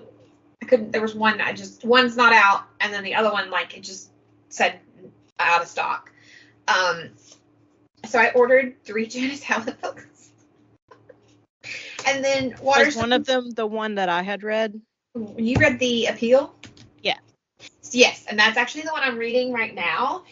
And actually, one of my very close friends, Jenna, she also loved the Alperton Angels as much as I did. She read it a little off from me, so like I finished like halfway, like she was halfway through the book when I had finished. So this time we're purposely reading it together. We sat down and we broke it down like, okay, we're so for until we both finish, neither one of us can go past this page, and we have it broke down for the whole book, and that's how we're reading it together and discussing it that way. And then I bought the Christmas Appeal and the Twyford Code are the other two that I was able to get of hers. So I acquiesced those. And then when I went to check out, Waterstones was like, we think you will also like this. So I bought, it's not written in the same style as Janice Hallett's books. And if anybody knows of any other books that are written that way, or if you ever come across any, please put those on my radar, because I really like it. But it's also just fits the same genre, murder mystery kind of thing. It's called The List of Suspicious Things by Jeannie Godfrey. And I really couldn't remember if I mentioned it last time or not. Excuse me. No, I don't think you did. Oh, okay. So, because some of this stuff I talk about on our TikTok, so I always feel bad if I am repeating myself. But I'm interested. I also bought Like a Charm by Carrie Barrett. It's pretty thin. Did you say Life of Charm? Like a Charm. Oh, Like a Charm. Like a Charm. It's a rom-com, is my understanding. I'm typing it in. I'm going to see. Witchy. Yeah. Like a Charm. By Elle? No, Carrie Barrett. Oh, how do you spell Carrie? Kerry. Kerry. Oh, there we go. There's a lot of books with that title. Fun fact. Oh, okay. So, it's in the Scottish Highlands. And there's magic. So I was like, because the tagline is all's fair in love and witchcraft. There's magic and a dual timeline. Nice. I just honestly saw the tagline on the cover, and it's not a very thick book, and it wasn't a very expensive book either. So I was like, don't mind if I do, because I picked that up myself, at the bookstore. And my Precious came in, and I don't know who bought it for me. I have asked everyone. I genuinely thought I pre-ordered this book for myself because we talked about this. It's last year we read the Brienne Randall book. Yeah. Well, this is her second book. It's unrelated to that book. It's not a series. It's another standalone called Spells, Strings, and Forgotten Things. And it just came out the week of my birthday. And it showed up. And I was like, ooh, yay. But I did not pre-order this, apparently. And it showed up. And no one is taking credit for buying me this. So if whoever you are listens to this podcast, thank you. I don't know where it came from, but I'm going to take it. 'Twas not I'm sorry. I know it wasn't you. But what's funny is on the top of it, guess who gives a blurb for it? Who? Deliciously Dark Tale is the quote by Lucy Jane Wood, author of Rewitched. It's like, yeah. So that is all that I have purchased. And I have, honestly, I feel like my reading has slowed. Why? I'm not sure. It's because you're too busy playing Hello Kitty Island Adventure. Listen, Hello Kitty Island Adventure. It's fantastic. I will be taking no more questions. You haven't even really played Dreamlight Valley with me. You've been playing Hello Kitty. And Warcraft. Listen. In my defense, all 3 of the major games that I've played. Well, I bought Hello Kitty Island Adventure, which is new. And then the 2 major games I play, which is World of Warcraft and Disney Dreamlight Valley, literally both dropped their updates within a day of each other. One was on Tuesday and one was on Wednesday. And I was like, I can't do this. And I'm trying to get through a class right now that I'm doing, and I was like, you're killing me. But I don't think I'm obviously not reading as many books as I have in the past, but a lot of these books have been over 500 pages. I'm reading chonkers for some reason this year. You are. Fatebreaker was like 700 pages. This is kind of a thing for you, though. Yeah, but I don't know. You do. No, listen, you do. You read the chonker. I'm not saying it in a bad way. I'm saying, I'm not surprised. But what I will say is, I did finish a book that I didn't know if I was going to finish. Okay, I'm proud of you. I finished The Witching Hour. Oh, finally. Mm-hmm. What you think?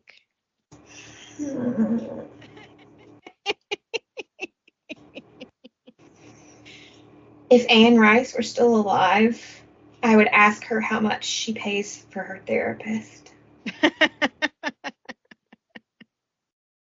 I would also ask how when you Google a book, you can get a preview of it for free of the first few pages. Normally it's 30 to 40 pages. Mm-hmm. Of The Witching Hour, you get 107. Because do you know how many pages it has? Isn't it 1,000 something? Yeah. I started this book last summer. Yeah, I know. You've been reading it for a year now. Listen, I had some serious struggles with a few of the things that happen in this book. It gave me the major ick a few times involving children. If you want to know, I got the major icks. 965 pages, and that's just this edition that pulled up on Goodreads. I finally finished it. I gave it 3 stars. Because if it had removed some of the stuff that I felt was, again, like you said earlier, the guy that the book was too long, there's some stuff that could have been removed. It wasn't necessary. And then there was some stuff that was gross and unnecessary. And listen, the amount of incest. When was this written? 1990 was when it was published. There was a lot of books back in the late 80s, early 90s that had a lot of incest. What was going on back then? She's incest pops up in her other books. So I wasn't shocked by it entirely, but it was that with the combination of other things. Because, I've read her entire vampire series. And they do intertwine at some point, but I had never read the Mayfair Witches series, and there's now a Mayfair Witches television show, and one of our good friends is actually one of her favorite series is Anne Rice's vampire series, and she's so I was Sabrina, I'm gonna read Mayfair Witches, and she's okay, and I don't know if she's actually ever read it either, but she knows about them because they do intertwine in books, and I did it. I made it. I did not DNF it. I made it. It happened. Will I go to book 2? It's much shorter, and everybody says that it's not going to bother me as much. So, wait a second. Did I say it's much shorter? Why does it say 896 pages? I could have sworn it was much smaller than that. Much smaller? Much smaller. I'm freaking because I'm panicking. Oh, God. That made my chest hurt. As soon as I said it, I was like, I can't even talk. It's so bad. Okay, well, that's going to have to wait a hot minute. Well, what else have you read? But I also read this really fantastic book called An Intrigue of Witches. It is by Esme Addison. I was not familiar with her work before, but an author that I follow was taking part in like a, where 2 or 3 authors get together and do like a panel discussion it was like at a bookstore somewhere. So it wasn't something that I could attend, but she was like, these are the authors that are going to be with me. And I looked her up, and this book just came out May 2024. It's 288 pages on Kindle, and it is secret society mystery. It's like Discovery of Witches meets Secret Society meets political intrigue. Okay. That's a lot of intersecting. Yeah, it is. Well, it gave me strong Discovery of Witches vibes. There is a lot of there's a lot of witch discussion, but there's a lot of history discussion as well.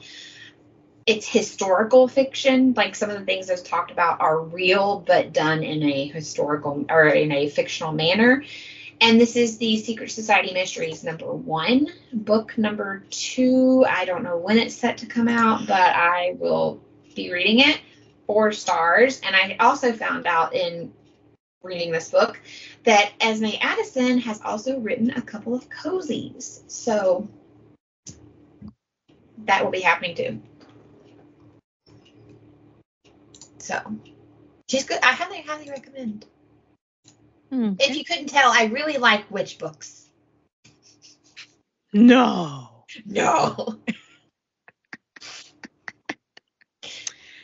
And tell us what's going on in the Place to Be Nation world.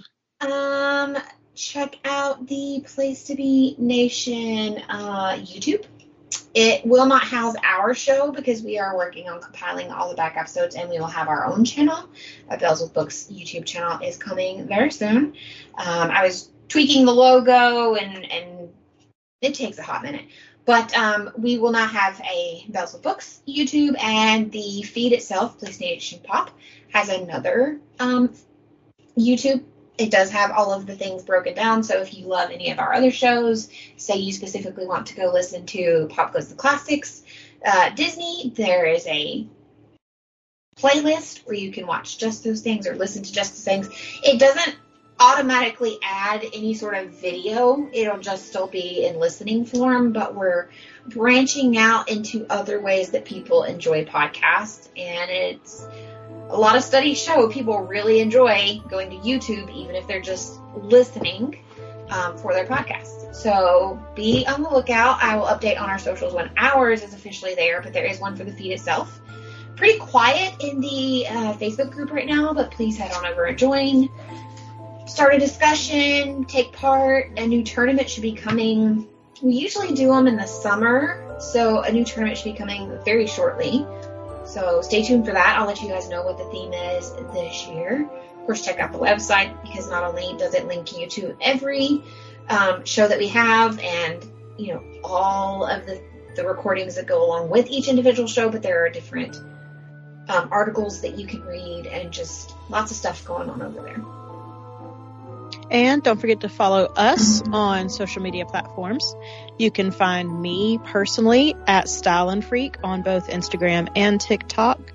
You can also follow us on the podcast itself. We are Bells with Books Podcast on Instagram and TikTok. You can also find Miranda. Type in @momsANerd pretty much anywhere. She'll pop up there for you. I have almost all social medias. Almost all. Yeah. Instagram, TikTok, Facebook group for the Place to Be Nation feed. And as always, everyone, keep on reading.